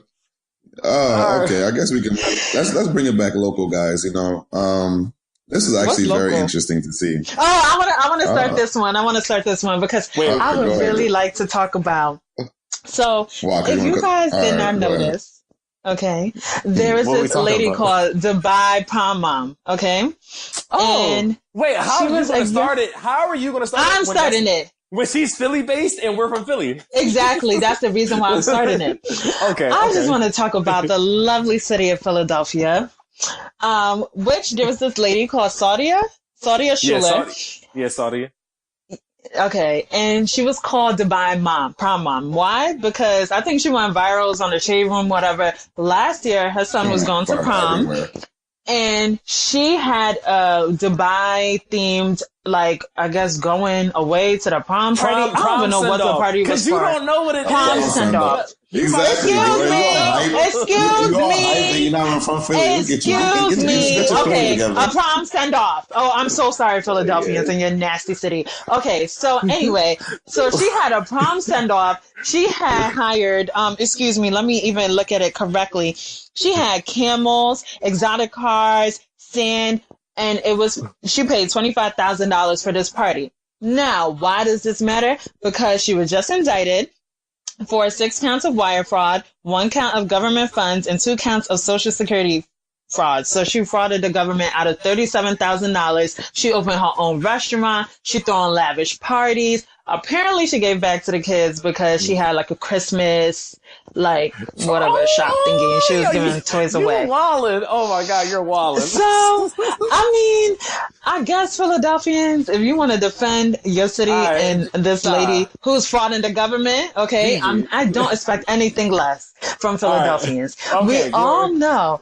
Yes, excuse me, I'm so sorry, I'm not done. I'm being interrupted. No. So I just want to point out that, this is what Philly is known for. Okay, thanks. All right, now I'm going to say this. First off, what city is Donald Trump from again? For real. Right now. You might want to Google. You want to talk about fraud. You want to talk about fraud. Google that first and then get back to me. That's first off. Google that first and then talk to me. Now, coming back. All right, so now please, listeners, sorry for everything you just heard. Ignore that. I'll give you the unbiased truth on what it was. So as a woman named Saudia, she's currently mostly known in the community for her restaurant called Country Cooking. It's just a soul food restaurant right on 22nd Street off of, I want to say Cambria, right in North Philly, down the street from Dobbins High School. Mm-hmm. Oh, really? Yes, it's right around the corner from my house. She first got known for doing a prom send off, which if you're from Philly, you understand proms are a big deal. They're like almost bigger than a graduation. Like she had a prom send off. She sent her son. She called it like bringing to Dubai to North Philly. So she got known as the Dubai mom, where like Gloria said, she did have camels and cars and stuff like that. Honestly, the only weird part about it probably was the camels. Exotic cars on a prom send off is not weird at all. It's not weird at all. It's not weird at all. Like it's probably the camel is probably the strangest part. And yes, recently she has gotten indicted. And I mean, you can get sand from Home Depot. So, like, sand ain't nothing. It's sand, bro. Oh, fucking dead. So recently she's gotten indicted by the government for fraud, everything glorious. I think it was 3,400, 34K? 37,000. Don't try to lower that amount. 37. Come on, my fault. 37,000. Now, this is my opinion on it, right? This is my opinion because I've had she's very popular on social media. You probably have seen her. Like, I think it's Country Cooking One. And it's her, like, Instagram name is very popular. People like Michael B. Jordan eating there, Lil Uzi Vert. Like, she has people coming for her food. Like, she actually has people coming for her food. It's very popular. Now, I've had my opinion on her for a while now. And also to add on, because Gloria tried to downplay it, she has given a lot back to the city. She gave out like damn near unlimited toys for Christmas. She dressed up as Santa Claus. She had bikes and jackets and everything else. She gives out a lot for the kids, and that's why the community supports her so much, because the money comes right back to them. She's had block parties. She's brought, same way she brought camels, she brought reindeers for the kids to see, real live reindeers. Like, she does a lot for North Philadelphia itself. So back to school drives that she's still currently doing while she's indicted, everything. So that's that. Now, my critique of her always was, for the record, the food is pretty good. I will say it's some of the best, like, restaurant soul food I had. Is it the best soul food I had? Nah, like, I'm pretty sure everybody got an auntie or two that cook better or cook just as well. But is the food good? The food is fire. The food is pretty good. She gives large portions, like you're not finishing a platter. Like there's huge portions. So it's good. That's the good. Now, certain things I will say is, I always said that I wish that she had somebody on her team that helped with, like, I guess, organizing her business, like making it, kind of taking it to the next level. I think she was getting more attention than she thought she was getting. Like, cause I haven't lived in Philly for 2 years and I kept up with it. Like, so that told me, like, yo, she's really getting a lot of attention now. And, like, she had like 2 different phone numbers to call at to order food. She doesn't have a website. She literally promotes only through her Instagram. Like, and so for me, it was like, yo, I feel like you should get a website, like get some type of like service, like get your stuff legit. And also people critique her negatively because she like will show you what she's cooking and how she's cooking, and people like, oh, she's not wearing her hairnet, she's not doing this, she's not doing that. Oh, and to no. me, I'm like, so, and to me, I was like, yeah, like this is true. Like, I understand she's still trying to do like the at home, like, cause that's where it started. I think she started selling it from her crib. She started selling the food out her crib. Mm-hmm. So, and I understand, like, she's still comfortable, but it's like, yo, you're getting bigger than just selling food out your crib. You're now an establishment. You kind of gotta, you gotta tighten it up some. Like, you feel me? You stop posting these videos as much. I understand that's your thing. It works, or change it, something. Now, tying it to what's happening now, the whole thing about me wishing that she had somebody on her team to help her out, that relates back to this. Because exactly. I'm not gonna criticize her for for the bread she got, because she actually was sick. That's what started the whole Dubai thing, because she was actually very sick. I think she had like a stroke or something, or she had some type of like heart issue. Something happened where she was sick and she couldn't I think work. they said she had stroke and cancer at one point. I'm not sure about the cancer, but she definitely had a stroke. Right, she actually was sick, and then her thing was like, she didn't even think she was gonna see her son graduate. So that's how bad it was. So she was like, yo, if I can do anything, and I can't send him to Dubai, so maybe I can bring Dubai to him. So that was the whole motivation for her doing that. So that was why that was a big thing for her. But I'm not gonna criticize nobody for fraud in the government, because let's be completely honest, everybody in some form of fashion, everybody fraud in the government, and because the government. Speak for yourself. I don't know who's listening, but I am not fraud in the government. That is Cree Moore. Thank you. Listen, all I'm saying, that is Cree Moore from Philadelphia. Okay, make sure you pinpoint that. Some form of fashion. some form of fashion. It don't matter if speak for yourself, because I am not doing no form. It don't matter. It don't matter if you say your parents got no income because your parents work in Africa, so you claim you saying you get zero income. It don't matter. Yo, I gotta end this phone call. I gotta end this right. Gotta go. So all I'm saying is everyone does it some form of fashion. But the thing is, you gotta know. You gotta know. Making it so high. I feel like the IRS about to come knocking on my door. Like, bro, what was you said? I'm so weak. So all I'm saying is this. I'm not mad at what she did at all. Like, cause people try to come at her like, yeah, you did the crime, do the time. It's like, bro, y'all selling food stamps. Shut up. Like, you think people don't know? Ooh. Like, y'all doing y'all wilding. I know all y'all wilding. But my thing is this. Cree, talk about it. Nah, on some trash. Like she did that. But I wish she had somebody that like cook her books for her, like make it look legit. Word. I wish she would have had somebody tell her like, yo, Saudi, you can't be on these videos running around if you're supposed to be sick. You need to sit your ass down and let somebody else cook. You need to stop doing all that. You know what I'm saying? Because you obviously show that you have the ability to work, but you got bread for not being able to work. You can't be doing it. Because all these big businesses, they all finesse. They all do tax write-offs and don't hide their money in places. That's the name of the game. That's how you play. It's Monopoly real life. You got to know where to hide your money and what to do. I feel like she don't have nobody in her corner telling her how to do that. And I will always ride for a black woman getting her money, and I damn sure always ride for a black woman getting her money and giving back to her community. So I think she did nothing wrong besides just not have the proper people who would really make it the somebody to cook her books, which is illegal. I agree. I'm just saying though, that's the game. That's the name of the game. That's the name of the game. And before you actually, gave your spiel and all, I was kind of on the opposite end, because the way I think, especially coming from a country that does a lot of corruption and fraud, right? In my head, I'm thinking like, if you're doing fraud, you're committing a crime, especially when it comes to scamming or embezzling funds and stuff like that, you stay low, right? You can still do what you want to do, but you do it on the hush hush. You do it real quiet so nobody hears what you're doing. You don't bring any attention to yourself. Now, obviously, I was raised-ish in Philly, back between Nigeria and Philly. And I lived most of my life in kind of like Northeast. How was you raised-ish in Philly when you went to Nigeria for just a couple of years? Because I was also raised in Nigeria as well. I don't count. Either way. I count your hometown as wherever you lost your virginity. So. What? What? Okay, so if you live in Philadelphia all your life and you just happen to go on a trip to California and you lost your virginity, that's your hometown? No, that makes you a whore. You're a whore, for real. You're a whore. Nah, I'm joking on that one.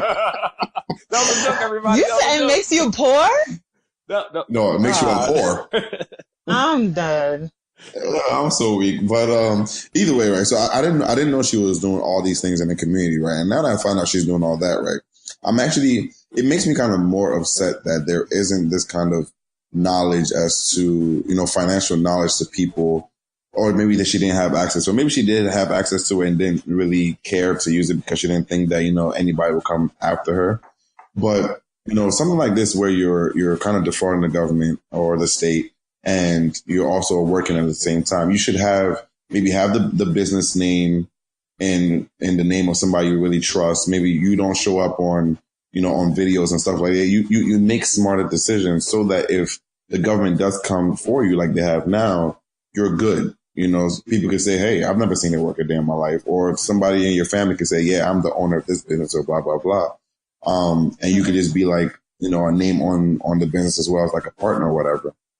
It's upsetting to see that somebody who is doing so much for the community is now facing, 140 years or some shit like that, or 40. Yeah, like 40, like 142 or something like that. 142 years. That shit is fucking wild, dude. And I know it's because she's really a black woman, because Bernie even though Bernie made up to get 167 or some shit. But like, regardless, all these big embezzlers of Wall Street who are really, really fucking up the economy and shit like that are getting fines, and that's about it. But now, because it's somebody who's on a lower level, black woman, especially at that, it's like, she's about to get fucked. And hopefully, I'm really praying that she gets a good lawyer who kind of, she might get a bunch of character witnesses and stuff like that who helps her, throughout this process, because it's really fucked up. And a lot of people are about to be affected by this. Or maybe she might just get a fine asking her to pay the $37,000 back, which I feel like she should be able to do as well. But you know, whatever. I will say. They said she got paid the bread and do the time, but that's a part of, like, that's what she's facing. Had to do both. Yeah, she got to pay restitution. Mm-hmm. That's fucked up. That's fucked up. May Allah guide her on her endeavors. Okay. Well, I can't believe. I'm not gonna lie. Before Cree said it. I mean, I didn't care either way. Like, I'm like, oh, that's great that she gave back to her community. But I was like, oh, well, if she, was out here doing whatever and she got caught up, that's just how it goes. Like, but now that you're saying, oh, she was cooking and, the stroke and she giving back, then I'm like, maybe. Gloria, I know you can't relate to this because New York niggas are usually self-centered and selfish. So niggas don't do anything for anybody but themselves. AKA down. Continue, Gloria. Wow. Chima, really? As long as we've been friends, that's how you gonna do me? Cool. Anyway, back to what I was saying. They don't act like that upstate, Chima. All they do is shovel snow and drive to the city for an hour.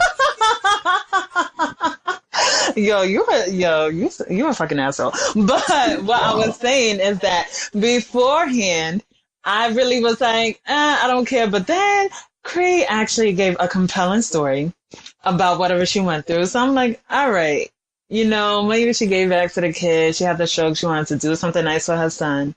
So it's all good. But I still hate Philly.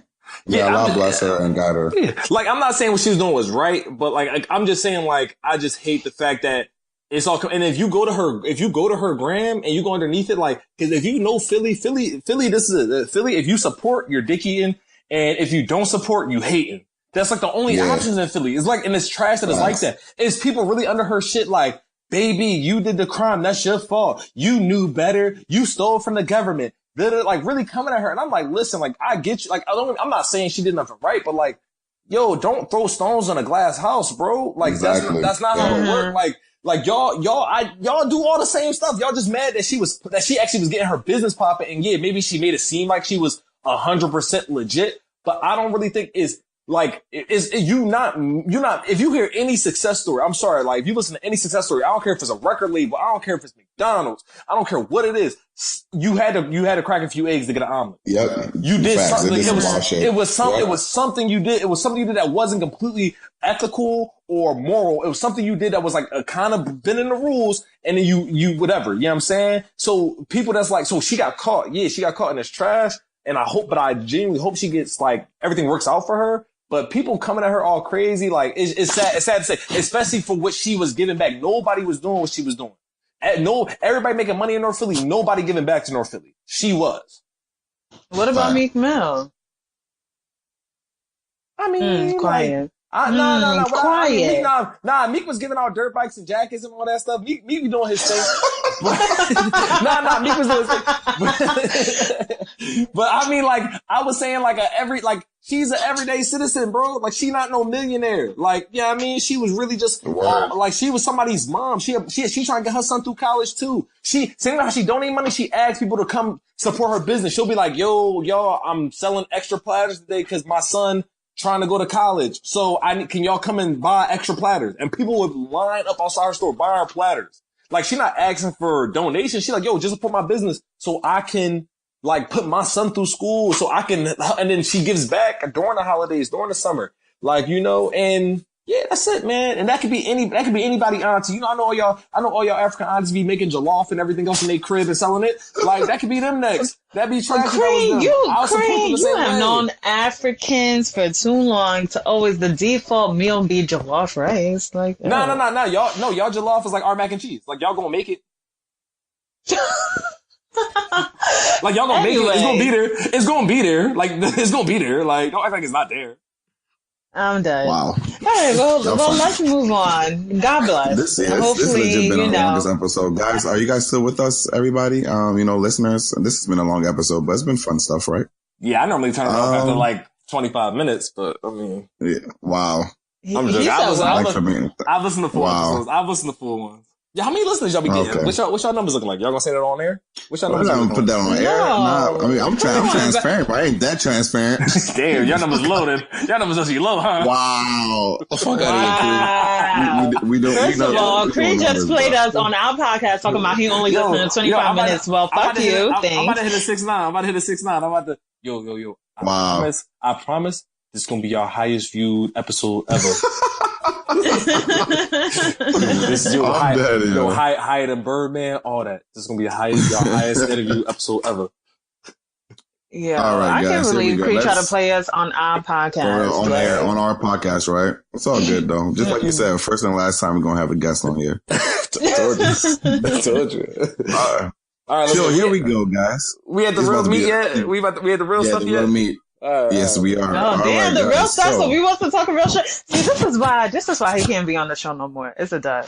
No. I was really just trying to get away from the Safari conversation because I remember last time I talked about Safari, Chima got mad excited about that man's penis. Wow. Get out of here, Cree. Get the fuck out of here, Cree. I was like, yo, get the fuck out of here.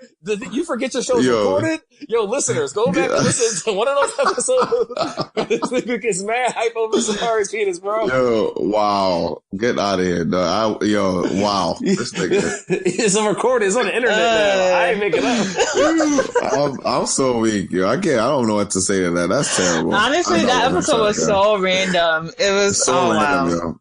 That ass random. God. But here we go, guys. Without further ado, this weekend, this past Sunday, Insecure came back, and if you don't know what Insecure is, it is that dark-skinned chocolate lady with the big-ass teeth whose life is in shambles and takes mad L's. Pretty much like a lot of y'all. But damn, where do we even start from on this? Like, do we start with the first L she took? Lawrence back. That's what we start with. Bring Lawrence back. Bring Lawrence back. Okay. No bullshit question though, right? Because everybody is so, especially with niggas, because they love Lawrence. Like, why do we want him back? What was his presence doing on the show that you feel was pivotal to the plot? All right, so I understand why they left him off. So I'm joking with the whole bring Lawrence back. Well, half joking. I understand as far as the theme of the show and like real life. Yeah, like you want the main character is Issa. She's living her life. Her life wasn't revolved around Lawrence. Okay, I understood. So that makes sense. I'm not really mad about that. But what the connection to Lawrence was, I feel as though, and this is being blatantly honest, Lawrence was how most guys kind of see themselves. Because let's be honest, because honestly, like I know this is a big argument. Women like to talk down Lawrence. Lawrence wasn't trash. Lawrence was trash, whatever. But in real life, and this is being straight up, Lawrence actually was like a great guy.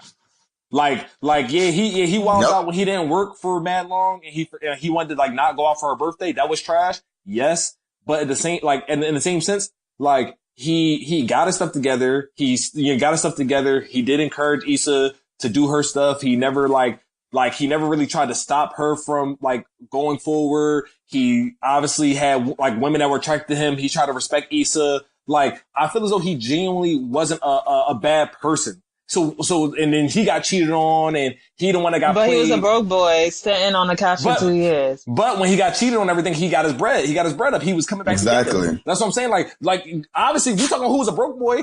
Issa obviously broke because she can't find an apartment. She the brokest one. She the brokest one on the whole show. On the whole damn show. Brokest shit. And I bet her pussy trash. Yeah, her box definitely trash. Her box definitely trash. Her box definitely trash, dog. You can see it. Guys, at least guys.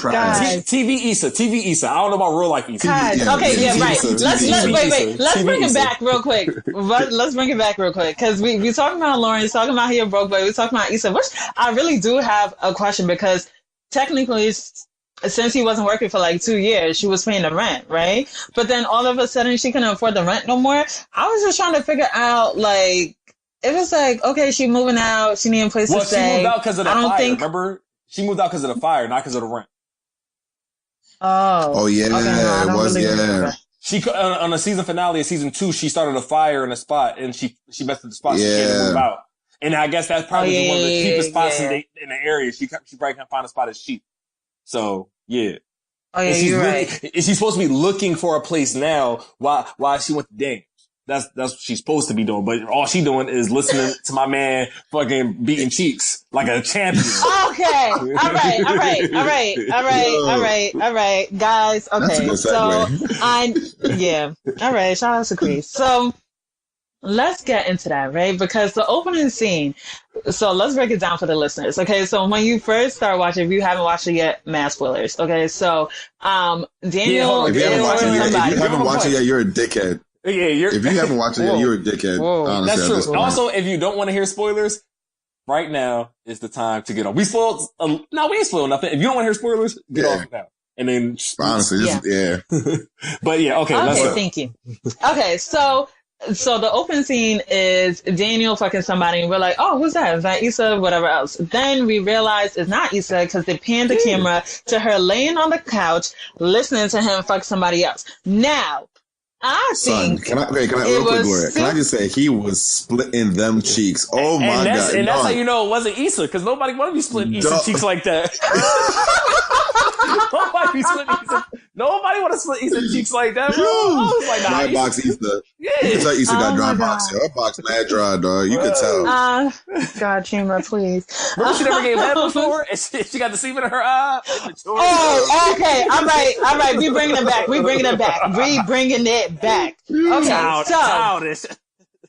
Now, so it was said that because it's his home, which I understand, he paying the rent, she's staying there rent free, yada, yada, yada, that him fucking, another shorty in the house shouldn't really be an issue. Game is game, quote unquote, is what I was told when I thought it was a little wild. Now, I think, to Cree's point, excuse me, talking. Go ahead. To Cree's point, right? Referee. It was just a few, maybe 2 weeks, because it was only a 2-week span in between, like, her, moving out her apartment and then them showing us the first season. The first episode of the season. It was longer. Okay, but still. Okay, so fairly recent though, right? So you're trying to tell me we went from me taking cum shots in my eye to me listening to you fuck another bitch and nobody sees that there's a problem with that? That's not a problem? Nope. Okay, now I'm lying on your couch and we're going to act like all that shit ain't happened. Ladies, just know that just based on Cree's answer, Cree is a fuckboy who thinks he's a nice guy. That's Lawrence right there, guys. I'm a nice guy. I'm Lawrence. Bro, I'm a fuckboy who thinks he's a nice guy. Nah, bro, I'm actually a nice guy, bro. I treat people with so much respect, bro. You're crazy. Right. You're crazy. So let me, all right. So I'm gonna answer your question. Gloria, don't. We got through this. Okay. We got through this. Let's not do this. Okay. All right. Okay. Sorry. Okay. Thank you. Like, please. Now, this is it. All right. So obviously it was a little more than 2 weeks. Remember when, I'm assuming that woman that was doing hair was his sister or somebody. I don't know. But she's like, yeah, I thought it was only 2 weeks. And he was like, so obviously it was probably at least like 3 full. She was there for a little bit. Even her friends were saying that, like, yo, you still there? Like, she was there for a minute. So I say about 3, maybe 4 weeks she's been there. That's first off. Second off, he was still dating when he did the cum shot in her eye. Obviously, because she just got, same way how, we went from cum shot in my eye to you beating a chick while I'm on the couch. You went from full blown relationship to getting cum shots in your eye. Like, you went from full blown relationship to sex on a Henny soaked couch in the studio. So, obviously boundaries ain't really a thing. Boundaries ain't a thing here. So let's not make them a thing now. Boundaries ain't been a thing. The only person that's been strictly single has been Daniel. Daniel's actually single. Everybody else ain't. So he's chilling. Second off, my thing was this. I'm like, bro, I'll be honest. I'll be completely honest. Yes, consideration should be there. Okay, I'll be honest. A consideration should be there that you do have a woman that you know has feelings, that you assume have feelings for you, and that you obviously have some form of feelings for her. And he got feelings for her. Like, I just said it. You talked to you. That's how you're not listening. I just said that. He has feelings for her.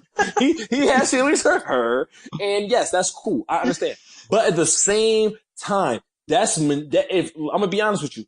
If it was the other way around, if we expected or not even the other way around, if you expect for an individual to intrude themselves onto your life, right, and to use your emotions to let you stay on their couch and expect you to accommodate them, that is manipulation.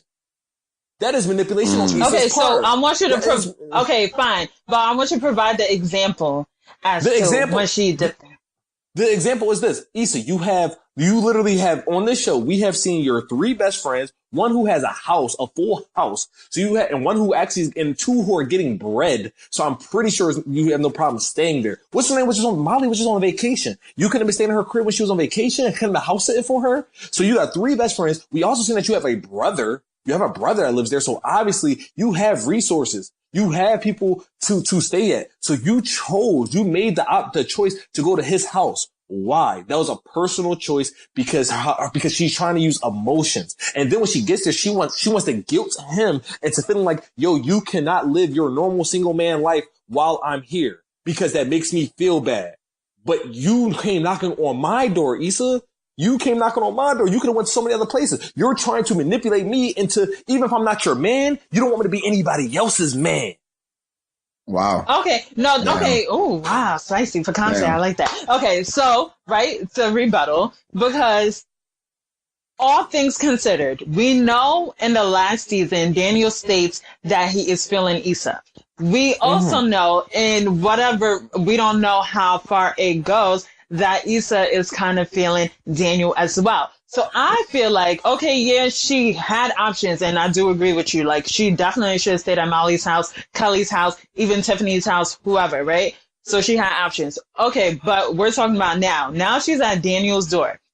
And he knows that once he is bringing her in, and that goes with anybody. It could be platonic. It could be familial. If you are bringing somebody into your home, that then comes with conditions. So even if it was like a sister or whoever, you are not going to be like busting cheeks or whatever. Depending on the relationship. Wait. Oh my God, Jesus Christ. Okay, hold on, right? So that comes with conditions. So when you invited somebody in your space and they stay in there, we all know that certain things might not normally apply. Like if I have somebody stay in my crib and I tend to walk around the house freely, I know that if there was another like man in my house, I cannot do so. Why? Even though it is my crib. So there are certain things that come with conditions. Like when she was in the bathroom about to do like her mirror wrap, you people like he just walked into the bathroom, didn't even knock. I was like, okay. Like I understand it's your house, but there's still boundaries and there's still privacy and all that shit. So I still feel like it's bullshit if you telling me that I was taking cum shots to the eye and you telling me that I should be perfectly fine with you busting it down in the next room so loudly so I could hear while I'm sleeping on the couch because it's my crib. Like, I think it's kind of fucked up. Listen, but I'm just saying, I understand what you're saying. So as far as him walking in the bathroom, if I was living by myself for mad long, I'm not saying that he should have done that, but maybe that might have just been an accident. Like, you know what I'm saying? That could have been an accident. I'm not going, if you're used to just walking in the crib. Yeah, I don't think he's not used to living with someone. He didn't sign up for a 2-bedroom. Yeah. That's first off. Exactly. Second off, bro. She been there for weeks. Mind you, like you said, and then you can't say platonic. It don't matter if it's platonic. Nah, bro, you coming up like I'm dating somebody. Like he obviously because his homegirl, whoever that woman was braiding hair, knew about this woman. That's somebody he was dating. That's somebody he was going out with. Eventually, he gotta I'm not gonna be like, you can't come to my crib because this shorty I just busted her eye last month. She not comfortable with it. He should, if anything, Issa gotta go. Yo, Issa, my fault. You messing up my life. He's trying to not be rude he's trying to have everybody have a cake. If the lady's okay that he's dating is okay with getting beat down with the shorty on the couch, and shorty on the couch is not gonna say nothing because she can obviously leave anytime she wants, then it's like, yo, that's it. That's the only way I can please both of y'all. Now, if y'all gonna make me choose, he better choose the chick, which it seems like he will. But, and then also, you what, Vanessa? Yeah, whatever her name is. But at the end of the day too, we can't talk this, we can't talk boundaries anymore because she went from chilling with Daniel, purposely went from first season 1, getting the beats off, all raw diggity, doing her thing, you feel me? While she had a man and then dipped on him, was not talking to him, was answering his calls and everything. She's been playing emotional tug of war with this dude since forever. Remember, he was so, and I'm not saying she's wrong for that, but we can't play the whole, oh yeah, we gotta be considerate now. She was never considerate. She's not considerate of nobody. She don't consider nobody. She pulled Molly out the crib to go see Daniel and didn't even tell Molly. She cheated on my man Lawrence. She cheated on my man Lawrence. Issa is honestly the most trash character on the show, and it's her show. Damn. Okay, so I will agree. He might have pulled me over to his side because then I'm thinking about it. Here's the thing. But despite all that, right? And despite all that, when it comes to dealing with these things, and I don't know, lately I've been hyper aware of emotional intelligence and ego, right? You know for a fact that, you know, this person has feelings for you, or you guys had some kind of feelings, whatever. It's not like you guys are just like, that's my nigga right now. I could walk around with my drawers on and, you know, it's whatever. Like we had history 10 years ago, whatever. It's all cool now, right? You guys still have those feelings for each other. At least you still do. Right. At least the guy still does. Whether or not you know whether Issa does or not, you know for a fact that you still have feelings for Issa. Obviously we saw that later in the episode when they had a little one-on-one talk. When you called her a roommate, that part is what you're talking about? Ooh, that was spicy. No. Yeah, When she came back from the studio. But like, you know for a fact that this person, you have feelings for this person. And the only reason that you're beating cheeks that loud, because I don't know, you're beating cheeks that loud is because you're trying to get some kind of reaction out of the person who's sleeping next door. It was a spite fuck. Exactly. And to me, that just seems very, it shows somebody who has I guess his ego is all out of whack or his emotional intelligence is kind of low, because I think any reasonable person who is respectful of, somebody in that position wouldn't just be smashing cheeks like that, you know, especially that loud, knowing that person's there. And you do the whole heads up text next, knowing, and then they want to act like you fall asleep. Like, nigga, you know you ain't fall asleep, dog. You just doing that shit on purpose, or you get some kind of reaction out of her. Like, nigga, you grown, bro. Like, we all know what is going on here. And I just feel like that was kind of fucked up on this part. But at the same time, on that same token, Issa's a dumbass, because out of all the places she could possibly fucking go, you decide to go to the person you know that, okay, you have something with you, and you super trash for going to the person where you cheated on your man with. The man who was actually still, granted, Lawrence was in a funk. He was in a little depression. Obviously, anybody who's had like a 2 years post-graduation, regardless, anybody who's been in that post-graduation, you know, trying to look for a job and you can't find a job, like, nigga, you could relate to like, what the fuck is going on? Like, you sad as fuck. Niggas are happy going out, spending money. You can't do shit because you don't have a job, or you're trying to find something that fits you.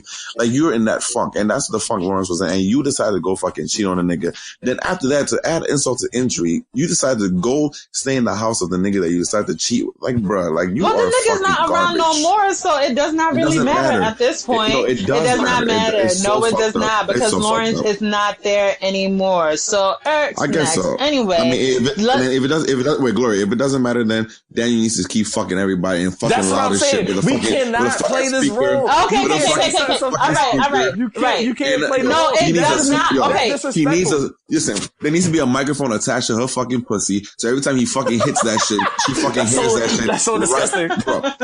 Listen, regardless, he needs to hear that shit on a fucking eardrum, bro. Like, it has to be like fucking... He said it gotta be like the lady that be chewing in the microphone. He said it gotta sound exactly just like that. It's because Gloria, you can't have it. You can't eat your cake and have it at this point. Like, if no. Okay, no, but Chima, no, that's bullshit, because what we're talking about is two different things. You're saying, I'm saying, you said that she's you said that she's trash, right? Because she went back to the nigga's house, whatever, onto Daniel's house because she cheated on Lawrence. He is not in the picture no more. Period. It's still fucked up. With Daniel and Issa, I don't give a fuck, Chima, because at that point he's not in the picture. Wait. Okay. So they had their talk, right? They let her go. They went their separate ways. Now she's down on her luck, and she went to Daniel. He is no longer in the picture. It does not matter. It could be fucked up, but he's not in the picture. Now, next. That sounds manipulative. The thing with it's not manipulative to me, but whatever. She down on her luck. Okay, wait. Okay, so you're conflating ideas. So to your point, right? When she did stay in the whatever style, like when they came back to the house and he was doing the guitar, whatever, and it looked like he was, going in for the kiss, and she's like, whoa, what are you doing? And then he was like, I thought, you was mentioning about me fucking somebody else, yada, yada, so I thought you was feeling it. I will say that Issa at that point when she was like, "Oh, well, maybe I still do like you." I'm like, "Girl, what is going on?" Like now you're confusing, bitch. right? Now you're doing whore. Damn. Yo, you gotta chill, bro. Now you took it too far. I'm mad, dog. She fucking whore. You took it too far, yo. Black youngster boys, whore. Yeah, I was talking to her, bitch. I was like, wait, what? So to your point, okay, so this is where I will say Issa is trash, right? Because to be okay, Chima, get it out. Okay, it's not that funny. That was me. Yo, it's so funny. Yeah. Okay. All right, y'all done? So, to your point, where I will say Issa is trash is when she did that whole like, well, maybe I am feeling you, not confused and yada yada. I was like, oh, girl, get it together. We don't got time for this, right? So it's either you feeling him or you not. So if you feeling him, then y'all got to figure it out because y'all living together is not going to work, especially if he's, you know, doing whatever he is to Vanessa. But if you not feeling him, and the also other thing that she said was trash was, and she kind of be playing him low key because she said on the previous season, she was like, "You're just an itch that I need to scratch." I was like, "Ooh, burn." Then the second thing was in this episode when she was like, "Oh, damn." And then she was like, "Oh, well, you, she was like, "Oh, you were close to work." I was like, damn, I would be so hurt if a nigga said, "Oh, I stayed at your house because you was close to work." Like, it wasn't even anything about anything. So I feel like in those two situations, she was trash. I didn't like the way she handled it. And I feel like you need to, the thing with Issa and what we're not addressing is that she's not being honest with herself. Because I feel like if she was being honest with herself and her emotions, then she would recognize, okay, I'm kind of feeling Daniel. This is probably not the best position for me to be in, especially since he is single. Technically he can date and do all that shit, right? But instead she want to act like whatever the way she acting, like she want trying to get a rotation, she trying to do, you know, live her best life, as you know the kids are calling it these days. So she not being honest, and now she in a situation where she got to hear him fuck, unfortunately. So I feel like in that conversation, she can't even whole right. That's so child. Like, damn, how can't you even do that? Yeah, bro. Yeah, she can't. Yeah, she's having a horrible whole face. She's like, you can't even whole right. Horrible whole face, bro. Molly. All right, so this is what I'm gonna say. Gloria. This is what I'm going to say. Please. So let's run this back, and I'm gonna make this really quick for you and clear. So what we need to understand is this. That Issa, I'm going back on the same point.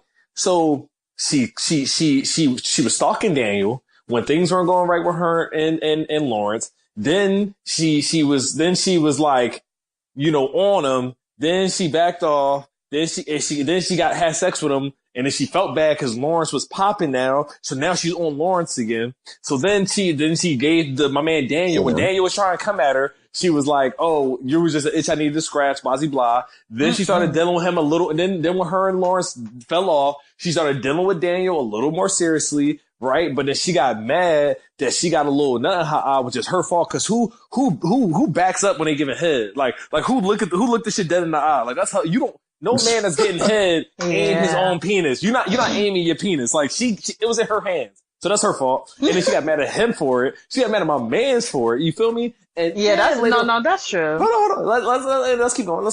So then after that, so then when she has her bad situation, she moves into his crib, right? She comes to his crib when she had other places to go. He allowed it. And then once he allowed it, because he cares and because he knows she's care, he allows it.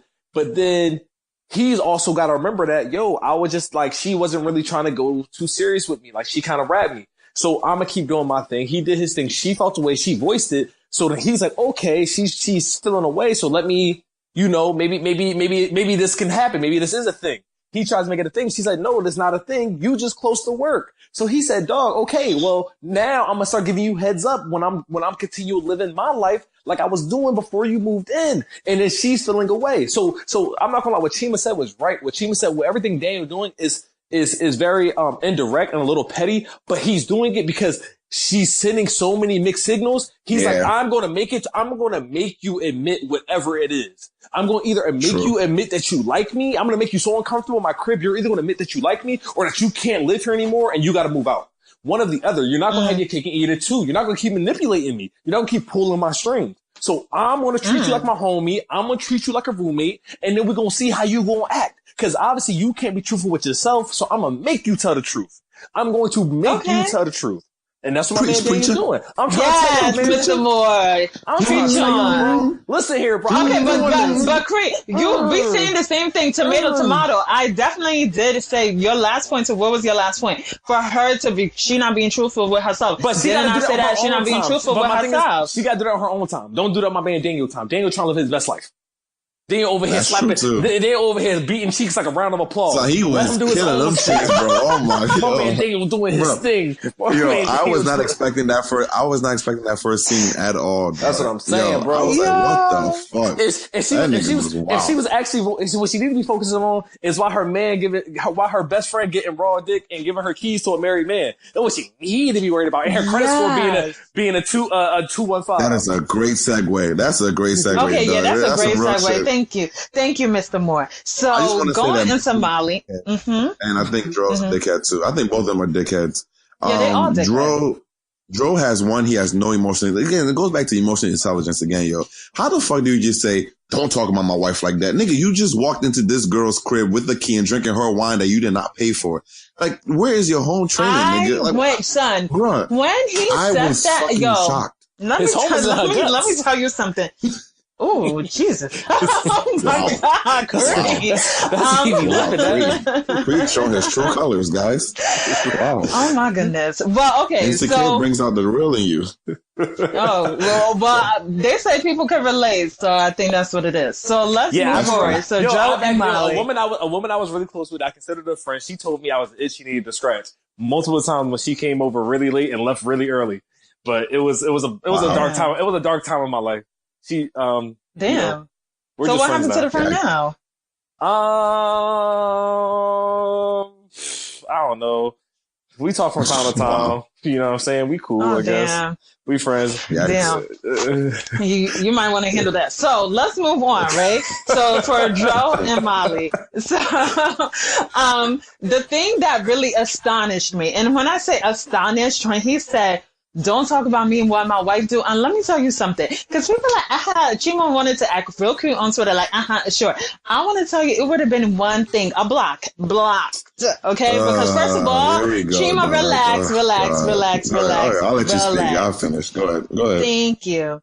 Okay, so the whole time, okay, it's muddy waters what Molly was doing. Obviously, she not right in the situation. Neither of them. Nobody is right in this whole goddamn show, okay? So basically, when Molly decides that she wants to set boundaries with Joe, which I felt like was kind of stupid when she was like, "Oh, just because you and your wife, want to do whatever doesn't mean everybody else wants to." I'm like, girl, like, no one told you to enter this situation of him being like in an open marriage or, allegedly, because I still can't figure out if he kind of told the wife, that he is, because when he was on the phone, he was like, "Oh, I'm still at Molly's house." So I don't know if that meant like, oh, because they're friends, she didn't suspect something, or that she knows and he's just being open with it, and he's saying that he's at Molly's house. It was 6 in the morning. Like, you still at doing that at that time? How you still at Molly's at 6 a.m.? What time did you get there? Well, bro, it was early as shit. It was breakfast time. It could have been 9 a.m. Bro, if I say I'm still somewhere exactly at 10, like, what time did you get there, bro? What time did you get there? What time did you get there for you to still be there? Facts, because you didn't sleep. Because he didn't sleep with her in the bed last night. So exactly. But okay, go ahead. So to the point. No, I'm not done, Chima. So to the point, right, is that so now she wants to set boundaries. We're not talking, we're not doing nothing. I literally hit you up to fuck. We're not texting, we're not asking congratulatory whatever. I can't speak English. Stuff like we're literally keeping it straight to the fucking, okay? Just so Molly feels like she is protecting her emotions in this situation, right?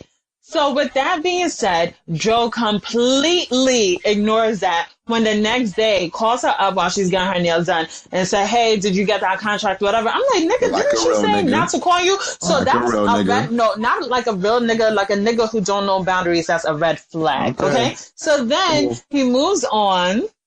Right. And then because she was dumb giving her keys to him when that's not your man, that's not your boyfriend, that's not your husband, that's not nothing but your fuck buddy. They're okay. Close friends. They're close friends. My ass. Exactly. Get the fuck out of here. Okay. Because I'm not giving my keys. Gloria. Okay. So now he goes into the house when she's getting ready for the date they were supposed to have, but not really. Looks like she's about to cancel.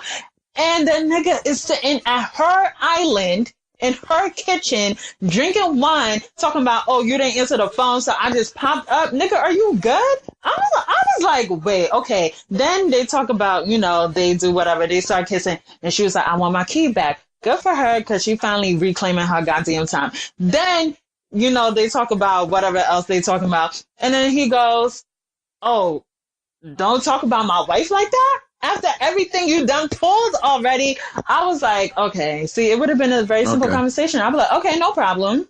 We won't talk about her no more. Wait. And that would have been a block because he was lying. Thanks. You done? That's how I feel.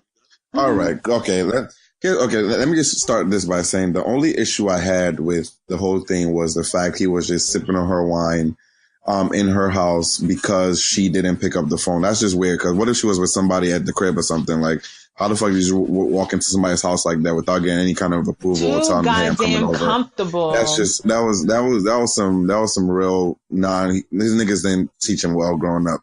But here's my issue with everything. I don't have an issue with Dro per se, right? Because he's pretty much like any nigga in a sense. Like niggas will only go as far as you let them, right? And for a while, Molly was rocking with, you know, she was doing the whole, I can fuck with this person while he has a wife and still have feelings for this person, right? And obviously it got too much for her where, you know, Candace or whatever his wife's name is an issue now. Here's my issue. Here's my thing, right? It's very hard for you based on experience, right? Not experience, but from what I've heard from people, when you just, how do you experience? I'm very much shit, actually. So you can't just wake up from bed with somebody, right, that you really truly like, right? And just say, hey, we're about to set some boundaries. Now you're only going to come over for just fucking, right?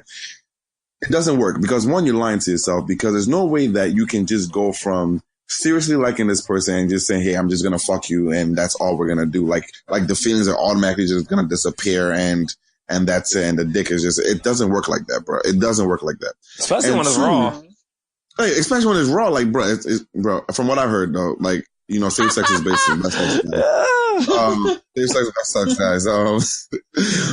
You can't, like, you just can't go like that. And here's the thing with Dro, right? Dro, that first call that he made was a test call, right? It's like, is she going to pick up? Obviously, most people are going to do it, right? Let me just see whether or not how serious she was about this. If she was really serious about it, she would have ignored the call and continued listening to Shawty, Icy, Shawadi, or whatever the name of the song is, and got her pedicure like she should have been doing. But instead, what she decided to do, she decided to pick up the phone, talk to this guy after Clarence stating, quote unquote, air quotes I'm making right now, boundaries for the relationship. Who the fuck are you lying? Who are you deceiving? Who are you lying to? Like herself. They all lying to themselves. Bruh, they all like each other. It doesn't work. It doesn't work that way. And here's the thing. I can't blame Joe for defending his wife. At the end of the day, right? Any real nigga knows, like, if somebody comes at your girl or whatever, at this point, this is his wife, right? This is somebody who is, you know, God has ordained this union, whether or not you're in an open relationship, you're fucking other people, whatever. God ordained this union. Like, this is your man's $100,000. If somebody talks about your wife, you know, you gotta check them. Like, you gotta check her, man. At this point, like, yeah, but what Molly said was not crazy enough for him to be like, no, don't talk about my wife. Like, nigga, what you talking about when you disrespected her? Or, well, we don't know because it's assumed it's an open relationship. Yeah. Okay, that's why I said, okay, it's assumed, right? But either way, like, you want to sit here and talk about, oh, don't talk about my wife, but what are you talking about? All she said was, what? Like, just because y'all do that. What Molly needs to do is simply cut off everything. That whole, you're just going to be a dick appointment thing. It's going to work for maybe the first 2 sessions. After that, And you know why I fuck with Joe even more too? The nigga said, but we love pancakes. That shit took me out, yo. That was a metaphor. I didn't try to break it down. Look deep, but that was a metaphor, baby. He like, yo, because we love what we doing right now. I love your fucked up life, and you love me. Exactly. We love this. We gonna keep doing this. We gonna keep doing this. This ain't over, baby. Facts, this is episode 1. We gonna keep it rolling. Dog, I was fucking out when he said that shit, dog. Because and do you know what that does too? Anybody who's a funny nigga, and probably Cree can relate to this a lot too. Shut the fuck up. Just because y'all ain't shit. That's what that is. I'm very much shit. I am not funny, right? I can't even make jokes and shit. I can barely even laugh, right? But from what I've heard, right, if you can crack a joke in a very tense moment, right, that will bring her right back into the bed, which is what he tried to do at that point. Exactly. Because it's like she's all mad. Exactly. She's all mad right now, and he's that whole don't. But we love pancake shit. At that moment, that scene could have turned anyway, right? It could have been like she starts smiling and she gets back in the bed like, oh, you ain't shit. Fuck you, Dro. Ha ha ha. Blah blah blah. Beating again, and the whole conversation is gone. But yo, look. That nigga Joe, I give him for that, because that shit, like, man, a lot of niggas won't understand what he did at that point, but like real niggas know, like that shit that's necessary. That line was so there was so necessary. So you a real nigga, huh? So I'm not. I told you I don't make jokes. But you can relate to it. Anyway, Joe is dangerous. Joe, I knew that from the last season when they went to the dinner and they started like fucking in the bathroom. Was it something like that? I said, oh my God. He's dangerous, and he's so chill about it. That's the thing. He's so chill about it. He doesn't make a big deal. You see, he didn't make a big deal about them going to send the whole boundaries or whatever. He just like, all right, cool, but called it the next day like nothing happened. That's a nigga, y'all. Watch these niggas, y'all. He's dangerous. So basically, we learned that Molly has she's trying to set the boundaries, but she kind of flip-flopping on the boundaries, because it was like, oh, don't call me, but I'm still picking up your phone call. Oh, let's go out to dinner. She contemplating it. Okay, whatever. He ends up in the house. He gets the key back. But we all know how this goes. He's going to hit her up on the next episode, and I'm sure something else is going to happen. Now, we didn't talk about Issa in the party list, because there's a new guy that's kind of introduced. All right. So we already know Issa gonna get knocked off by that nigga. Like by episode 3, she gonna be getting dick from him. From we already know that. Hey,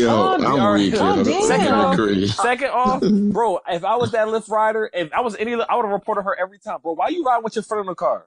Why the fuck you homie in the car, bro? Dog, that shit is fucking dangerous, yo. Like, what the fuck? Like, you're trying to kidnap me? What the fuck you trying to do? Why you got your homie in the car? Why you changing my destination? In LA, I just got here. Like, yo, get the real fuck out fucking of shit, dog. And also, he could have won that fight. People were like, he would have won that fight. Nah, we don't. You gotta stop underestimating people because of size. We don't know when Nathan knew. Like, Nathan might have won that fight fairly. But all I'm saying is, here's the thing, though. Here's the thing with the laws of physics. The big nigga in general is supposed to lose that fight, because if y'all have ever, I don't know if y'all have ever sat in the back seat. I drive a lot, so I'm mostly in the front seat. But like, niggas, it is hard as fuck to drive to fight in the back seat, right? First of all, and for you to be that big where you can't rotate your body, you can't do anything. The little nigga has all the space in the world to beat you the fuck up. So it's understandable with the laws of physics that the little nigga won. Right, it's like, you can't be a big nigga trying to move, especially with your right arm. First of all, your right arm is right on your body. So when you try to turn left to punch with your left, you can't move your shit. The little nigga has all the fucking space in the world to beat you the fuck up. So it's like, hey. This is all true. And plus, little niggas can fight too. I don't know why niggas think automatically, like, big niggas automatically win. Like, nah, I don't work that way, B. All I'm saying, so you're saying that he won by default? No, like, he did win the fight, but people was trying to make it seem like that was unrealistic because he was smaller. And we're saying it's not unrealistic. It's actually more realistic that he would have won. But I will say this, though. As soon as you had grabbed my blunt, right? That's if I don't want to smoke, so I don't want to be with blunt. But if you had grabbed the first minute... If you'd have grabbed my hookah... Yeah, there we go. If you'd have grabbed my hookah... Oh, man. If you grabbed my hookah holes... No, if you grabbed my hookah holes... If you'd have grabbed my hookah... there wouldn't even be like any kind of... Like, throw that shit out the window. There's no... I don't even know... It'll be like a chain reaction, dog. As soon as you grab that shit from my lips, dog, my hand would have been coming and you'd have gotten slapped. So like, there would have been no opportunity for you to even try to fuck me up. That's where the big nigga fucked up, because he should have already slapped that nigga the minute he threw that shit out the fucking window. was there shouldn't have been shocked. any pause. He probably looked like, did this nigga really just take the blunt out of my hand or whatever he did? And exactly, that shock moment cost him a fight and got him ass beat the fuck up. Bro, all I gotta say is Issa gotta stop worried about this dick because her box not worth it. She wasted a lot of niggas' time. For real, it's not worth it at all. Bro, she wasted so many niggas' time, bro. So you can tell her box is so fucking trash. We on the second nigga. Look Look at how Lawrence was beating fucking Issa, and look how Lawrence was fucking Tasha. Look how Daniel was fucking Issa, and look how Daniel fucking Natalia. Whatever her name is. Yo, everybody facts, dog. Facts. Well, remember that Molly did bring her to Sam back from vacation for her dry ass pussy, as they called it. Yo, remember she kept talking about her trash. Yo, her box is trash, bro. No, who did the song? Was it Molly or Issa? No, it was Issa, but Issa got inspired by Molly saying that her box was trash. Molly was like, my box might be trash because I can't find a nigga. And then so Issa wrote a song about it and then performed it. So it was Issa though, right? Yeah, Issa did the song. Yeah, but Issa box is gone. Remember Wayne had the nigga look downstairs beat too, and he exactly. Oh yeah, these niggas should be trash, bro. These niggas don't be. Cause remember she went back down to get beat again, and he already had another chick in there, bro. That's how you know it's trash. That's how you know shit's so trash, bro. Oh my gosh, yo. Bro, Issa taking all these L's. Trash box, yo. Sandpaper box. Don't give head. Like her head game obviously. Exactly. Bro, she don't do nothing, bro. Well, it's about to her because Daniel giving cum shots in her eyes. So like, no, Gloria. Hey, Gloria. Here's the thing, right? Stimulation after a period of time. I don't participate in sexual activities, so I don't know what's going on. So what happened? Okay, lie again, but okay.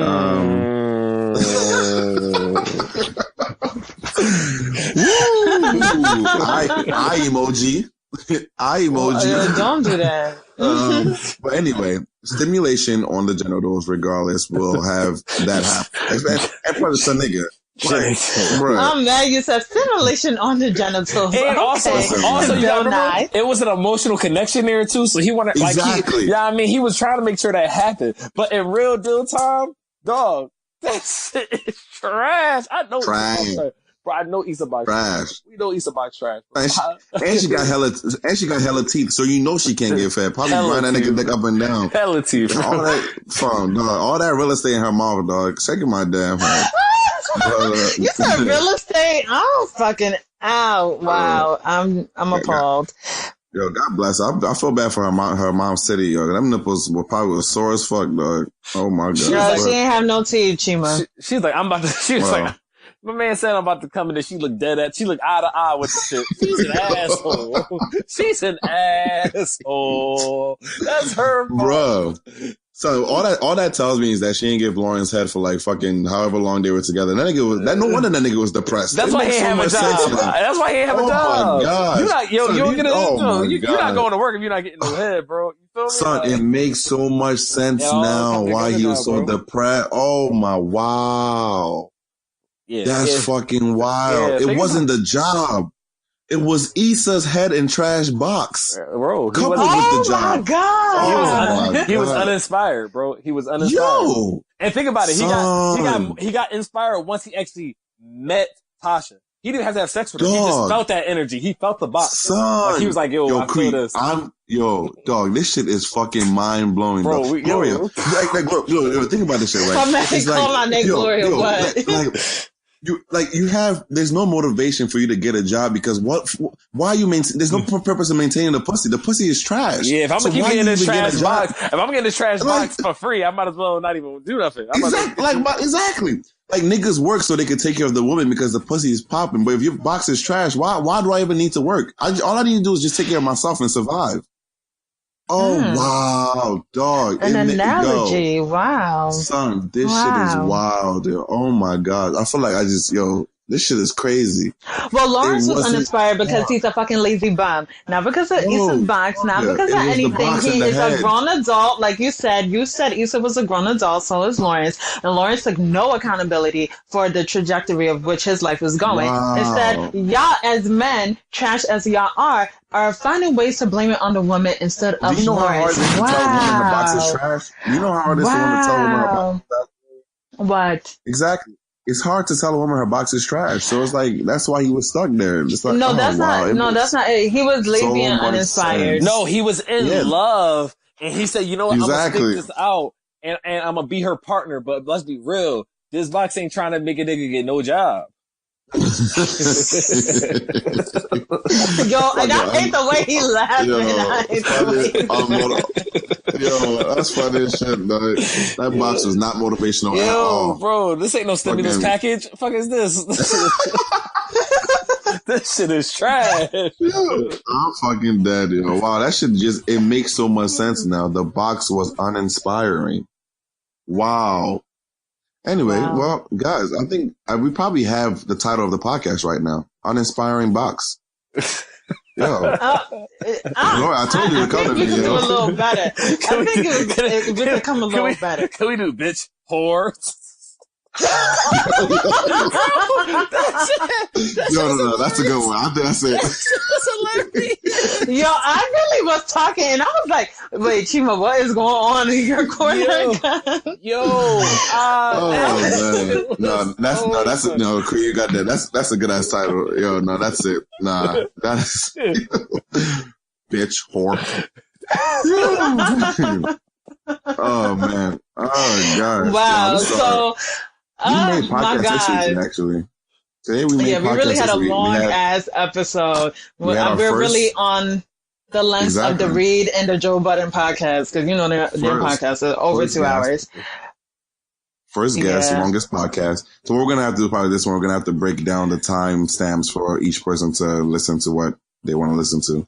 Yo, we didn't even talk about Issa's job, guys. And how basically they had all them white people going to the schools with the black people. we got y'all been racist since episode 1. Like, that ain't nothing. Exactly. Let's be honest. And she don't get paid. Wait, enough. did you guys peep that it was white hands lifting up black and brown kids? Did you guys peep that?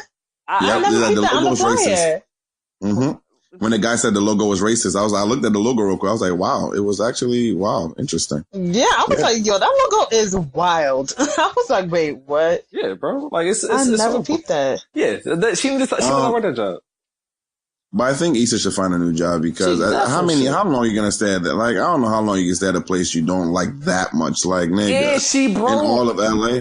She not exactly, and money. You broke. It's like you broke and unhappy. Like nigga, like choose a struggle, yo. Pick a struggle. You can't be both. Your box is trash. Yeah. Like your box is trash. You have no good job. You're unhappy. You're racist. The white woman got promoted. But damn, but you know what? Maybe Lauren Zick was uninspiring, okay? Because let's think about it. He had all the energy in the world. He's not working. He's not tired. He don't got to wake up in the morning. Excuse me. Tasha seemed inspired. So was exactly. What's the new chick named Panama? What was the chick he was fucking with named? Vanessa. Who was Daniel? Oh, Aparna? Aparna was happy with the dick. The two shorties was happy with the dick. No, they were not. Only one. Only one was. The other one wasn't. Oh, my fault. Yeah, only one was. Well, listen. Still, he shoots 50% from the field. That's cool. That's cool. Exactly. No, but what I'm saying is we putting the blame on Issa, but maybe Lauren Zick was uninspiring because he had all the energy in the world. You're not working. You're eating. That means you're getting substantial. Oh, you are interrupting me. You are getting substantial fuel. So therefore, excuse me, you're still talking. I don't know why. So for whatever reason, he has substantial fuel. Okay. So now he has really a lot of energy to really provide Issa with the dick that she needs to feel energized, to go look for another job, to put all her energy into the work that she's currently at now. But no, what he's doing is just sucking everything dry. So therefore, Issa was uninspired. Maybe it was Issa trash draws because she always want to wear fucking pepperoni underwear and shit. Oh my goodness, super trash. Maybe it's that. What the fuck is she wearing? She be wearing underoos every day. Granny panties. Fucking garanimals and shit. I'll be like, bro, get the diaper, yo. No, she be having Noah's Ark on her drawers, bro. Them just be so Wait. Bro, I'm not eating, bro. Cree said underoos. Underoos. Those just be trash. Yo, real fucking shit, dog. I forgot about that.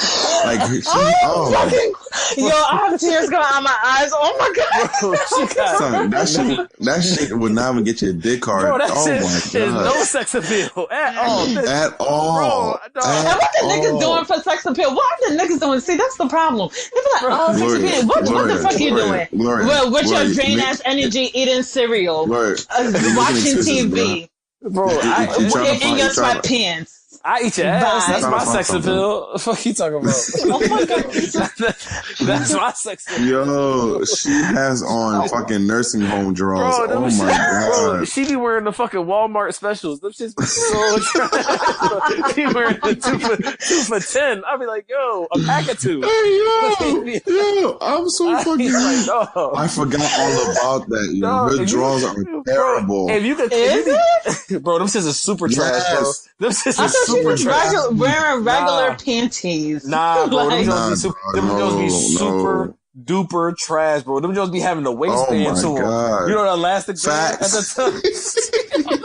She be having what's wrong with the elastic band? Y'all, I'm out. Oh my gosh, yo, her drawers is. I just realized her drawers are so trash. So trash, bro. Yo, son, we just uncovered so much in this episode about Issa. It makes so much sense. Oh, wow.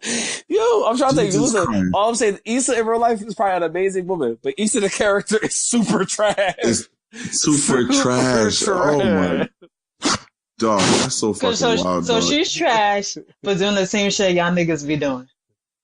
Like what? Yeah, what do we do? My drawers ain't trash. For real, my drawers are nice. Yeah. I got some real expensive boxer briefs. But y'all got elastic bands on y'all shit too. So what are y'all talking about? Nah, but I don't got Captain America on my ass. This bitch be having, bro. I'm fucking weak. Oh my god. Okay, well, because y'all you know, have a plethora of women. Y'all be doing your own thing when you're single and whatever shit. So I mean, like, why not? Issa is also single, so she really could do whatever. Issa needs to, I don't know, she needs to pray. She needs deliverance or an intervention. And Molly's not being a good friend because she should have organized one for her. Well, Molly's too busy, and Dro's, no, honestly, he's dangerous, like I said. Dro, whatever hypnotizing shit that he did.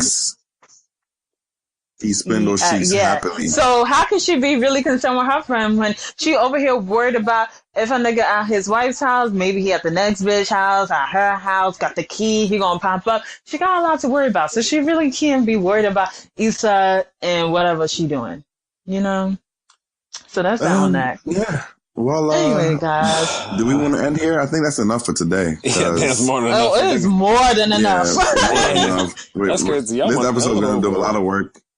A lot, yeah. So we're gonna have to break it. We're gonna put the timestamps on the in the show notes so that people can click on where they want to listen to and whatnot. Because I wouldn't listen to probably 140 minutes of my voice either. Yeah, I can understand that. Wow, fuck you, Gloria. Thank you. Whore.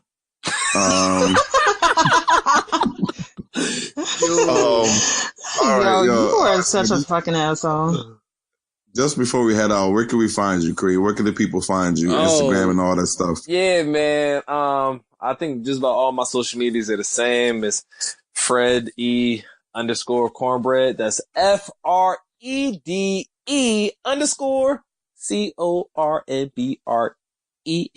I think I spelled that right. Yep. That's it right there. Freddie Cornbread. Yep. There we go. Gloria, Freddie Cornbread. Wow. Yeah, not Free Cornbread for people that can't read. Yo, no, that ass. When he was like, it's Fred, I was like, people be like, Freddie, they like free cornbread or they like fried cornbread. I'm like, yeah, y'all definitely be reading my. No, wow, it definitely is Fred, but the whole time I really think I say it like freed. Wow, okay, a slow moment. Wow. But where can they find me? You can find me everywhere on Twitter at Nora Goddess, Instagram go.bob, which is my last name, and that's it. And follow on Instagram and Twitter. There we go. Guys, you find me only on Instagram. You will not see me on Twitter. Probably, I don't know. Right now, you won't see me on Twitter, but definitely Instagram is ONVKWVRV. And you just follow our Both Sides Podcast page on Instagram, like, comments, share the podcast, share with your friends, let people know that we are out here. Follow discussion, talk to us on Twitter using the hashtag #AskBothSides. You guys also follow us on Twitter at @AskBothSides. And put my joint in the bio in the little description too. Put my joint in the description. I appreciate that. Like we need to be giving Cree any more traffic. Come you see on, how much Cree talks? This is the problem. This is why our episode ended up being 2.5 hours because Cree be chatting. I thought you like when I talk, Gloria. I thought you like my conversation. Oh yeah, you're right. You know, it makes for good content on the podcast. Yeah, it makes a lot of good content. I know. Okay, guys. So I'm going to, guys, if you enjoyed this episode, please like, share, at Issa, let her know that we think her pussy is trash and she needs proper pussy management. No. Let her know that Gloria was trying to ride out for her because Lawrence was the one giving her and failed miserably. Tell Issa she has uninspiring pussy because that shit had Lawrence on the couch for 2 years. But guys, just, have fun. Fuck with us. If you like us, let us know what you need to hear. You want to hear, email us, do whatever. It is the Both Sides Podcast. Peace. Bye. We out.